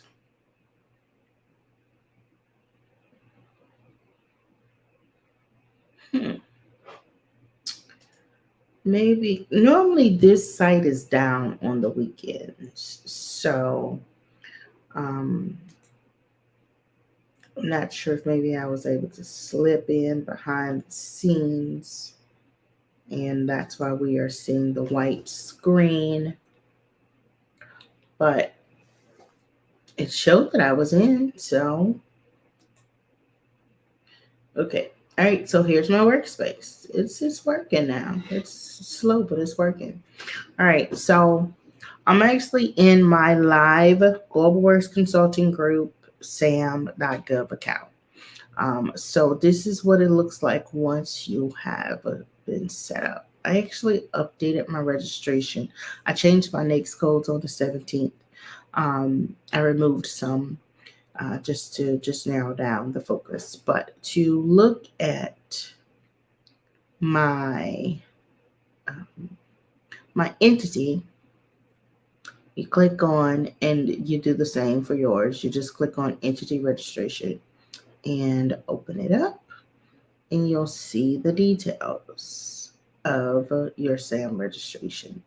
You can click on your name, and that's not what I want to do. Let me cancel. You can click on your name, and there's 3 buttons to the right where you can pull your report. That's what I meant to do. So my registration is active. I am available for all awards. This number is totally new. You won't see these on documents yet because they're not acknowledging that we have a unique entity ID in the SAM system. But this number, this SAM number, will actually replace the DUNS number. This is future, okay? This is future, probably 2022. Um, I forget the actual date when they're going to transition, but just want you all to know that everyone, when you set up a SAM account, you will have your own SAM entity or unique entity ID, which is your SAM number. So if you hear that people are speaking future talk, but it does exist. And when you establish your SAM account, you'll have it. But this is how you can pull up your record. Okay. You click those 3 dots on the right, view record, and you can pull your SAM account. Again, this is delayed a little bit. Again, you can update your SAM information. You can also set up your SAM account. You see, I have my website address here, so they can immediately go to my website address. But that's a inside view to the SAM account. I am actually going to sign out of my account and quickly show you for those that need to establish a SAM account. I am going to share with you the information that is needed for you to get that going.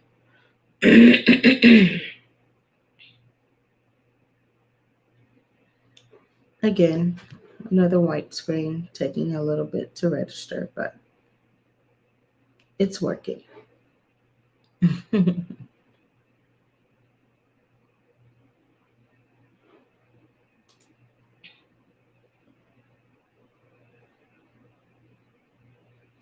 Do, do, do, do, do, do, do. We're coming down to the end of this as well, just so you all know.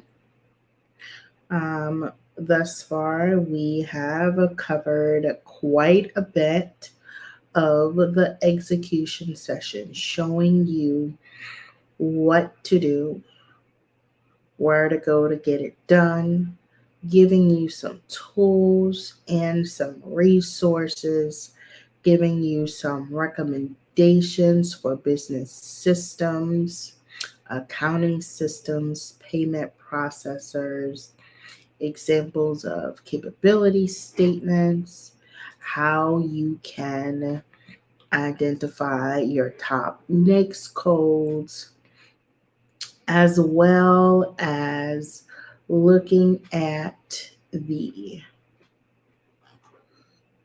looking at that's not what I want. Looking at how to get your DUNS number as well as getting your SAM account set up. So, in order to set up and establish your SAM account, um, here is where you find what do you need to register your company. All right, so here it is. How do I update or set up? This is not what I want. I asked for, all right, what do I need to register my entity?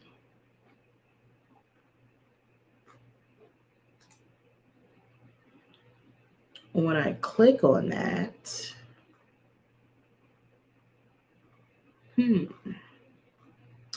there's some bugs in the system actually because it's not taking us to that list of things that are needed to set up your SAM account. All right, so maybe they're working on it this weekend. We'll revisit this. I am still looking for a volunteer that would like to set up their SAM account live. Um, we'll walk through the steps and complete your registration along with you and have it recorded here in this group. Of course, we won't disclose your personal information, but you know, anyone that needs or at that stage where you want to set up your SAM account, um, let me know and we can get it going. We can get that set up for you because I would like to give you all that live walkthrough. Okay. All right. So that's the SAM account. When you get your SAM account, again, you will receive your cage code. So finally, how do you set up your get registered with your state and local procurement office? Here's how you do the search. Let me go to Google. In Google, oh shucks. When you go to Google, you can do a Google search, and the goal is to get set up with your state procurement office, right? So, how do you do that? What do you need to do to get set up with your state procurement office? You want to search if you are in Florida, Florida State Procurement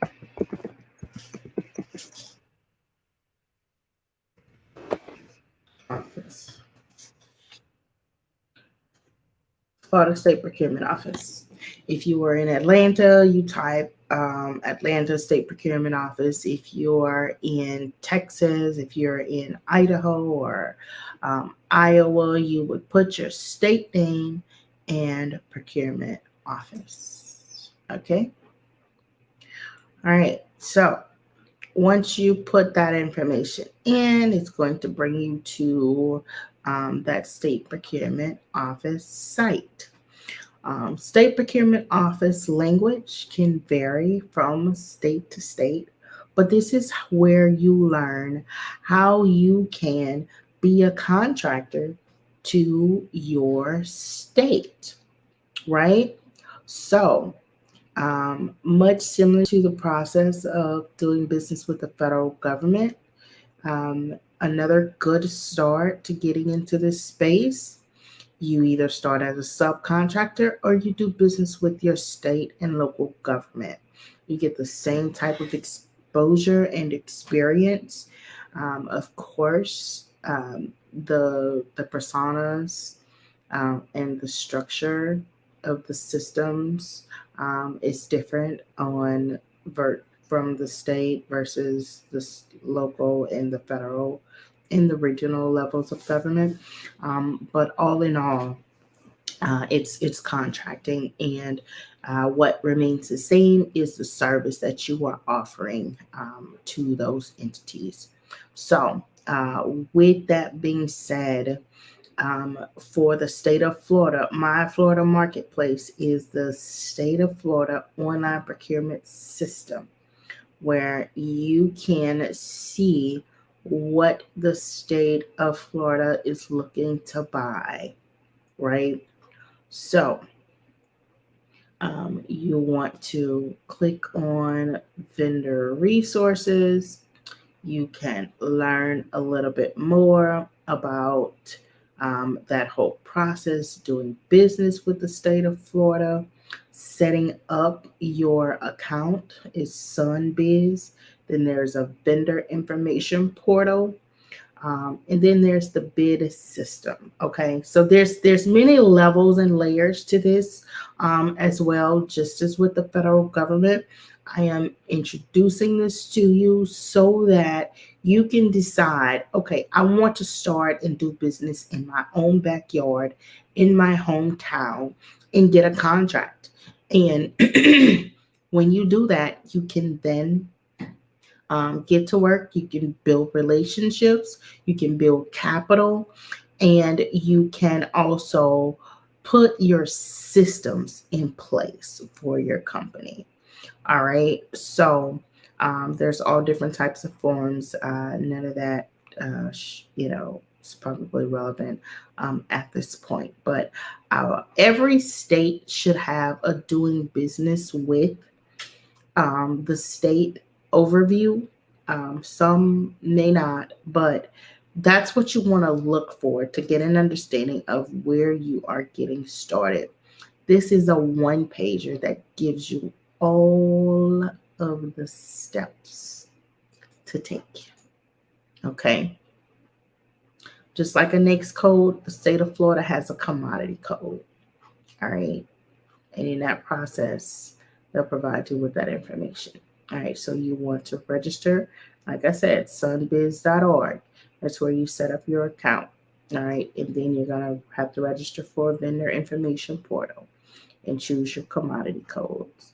All right, you're going to opt in, and then you'll go through your vendor bid registration system to see those opportunities and bid. All right, and also in the Florida marketplace.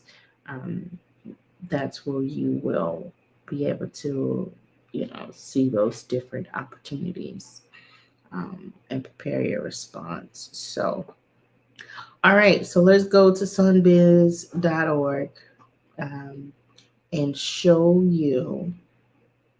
Oh, they actually moved physical locations. Okay, cool. Um, and show you how to get your company set up. Now, um, let's see. Well, we don't have anybody in Florida, but sunbiz.org, you can start your business and, dissolve your business and all of that good stuff. But what we are looking, excuse me, what we are looking for is how to um, do business with Florida. Okay, so this is, you already have a business. We want to do business with Florida.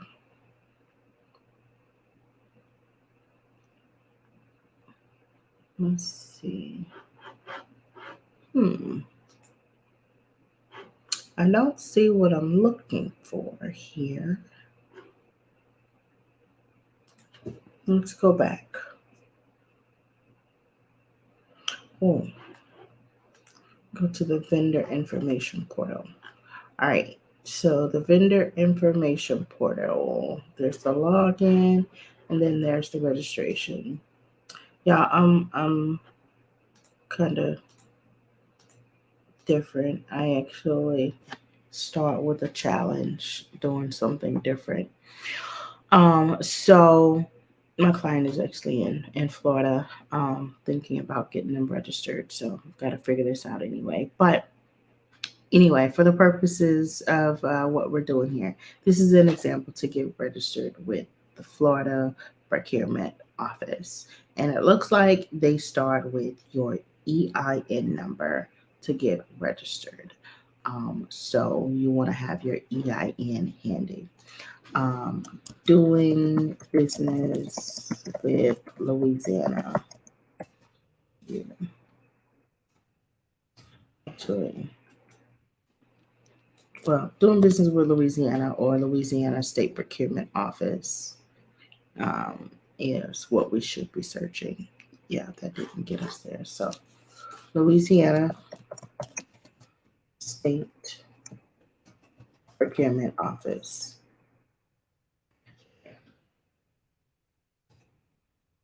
So this should get us to the website that we want to get to.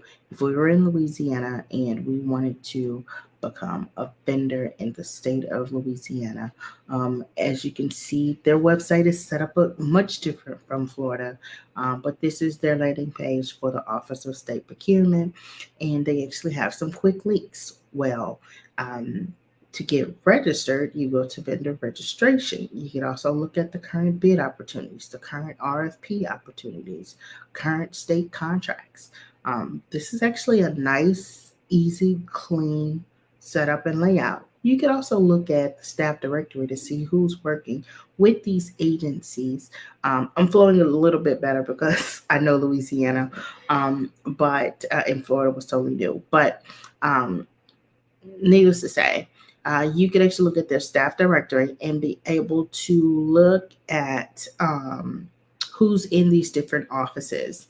I've done Texas registration, I've done Georgia registration, I've done DC and Virginia registrations, and Oregon, Alaska, North Carolina, South Carolina.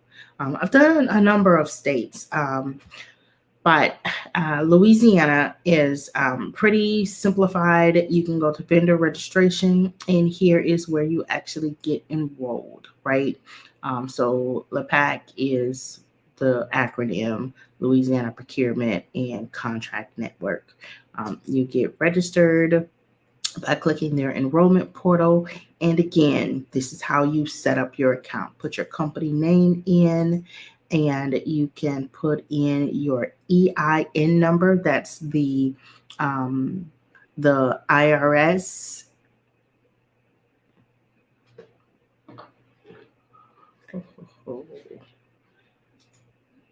That's the IRS site. So, one second. Let's get you tracking.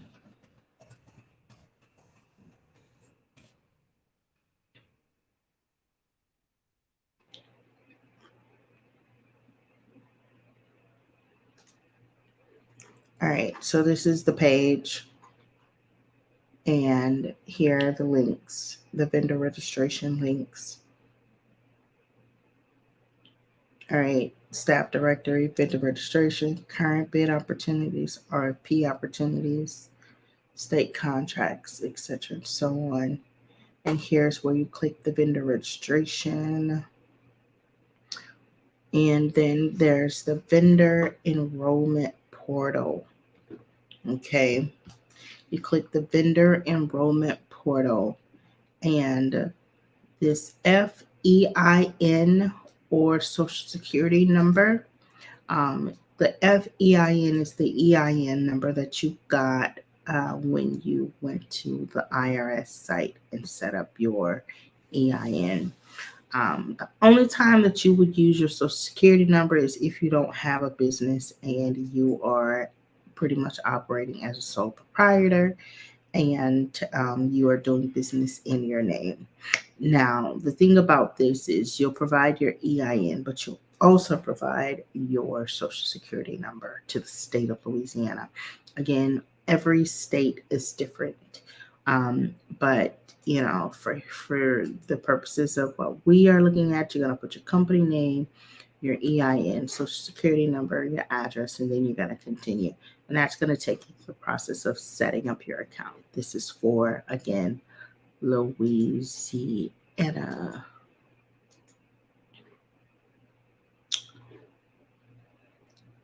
Okay, looks like.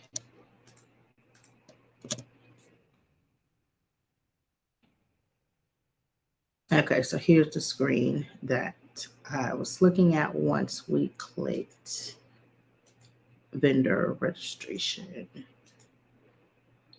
All right, so FEIN, social security number, address, etc., and so on. And that's how you set up your account with the state of Louisiana. And we've looked at an example of how to set up with the state of Florida. Again, the process to getting to those sites is the same no matter what state you are located in. You can search your state name in state procurement office. Click on that link and you want to look at the section of doing business with, becoming a vendor, becoming a supplier. The terminology is different from state to state. But all in all, the goal is to get set up and registered with that state. So, all right, let's get back to our slides. We are in the home stretch. As I said, we allocated 3 hours for this to include opportunity for questions and answers. Have not received many questions today, so we are just breezing through this. So we have looked at Dun and Bradstreet. We have looked at the SAM account. We've looked at how you get your cage code, which is one-step process within that SAM. And we've also looked at how to get registered with your state and or local community. So we are at the end of the execution session. Like, we did it, we made it. You have been introduced to how to do this. And now it is time to get to work. I want to see a screenshot of your action plan, right? That action plan is basically your focus for the next 30 days. Taking care of those action items on your list, is what we have walked through and shown you where to go and how to do it. As I keep saying, getting your business in order to work with the federal government, there's levels to it, many layers, and there are entry points and pathways. It is the long game, y'all. So, with all things being said, all things that we walked through, I know that it could have been a lot, depending on how much you have on your list, but know that you have this information where you can replay, rewind, push pause, and take action.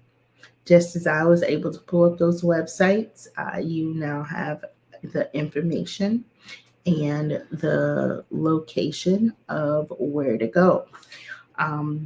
We will continue to provide resources as you lay the foundations to get your business in order.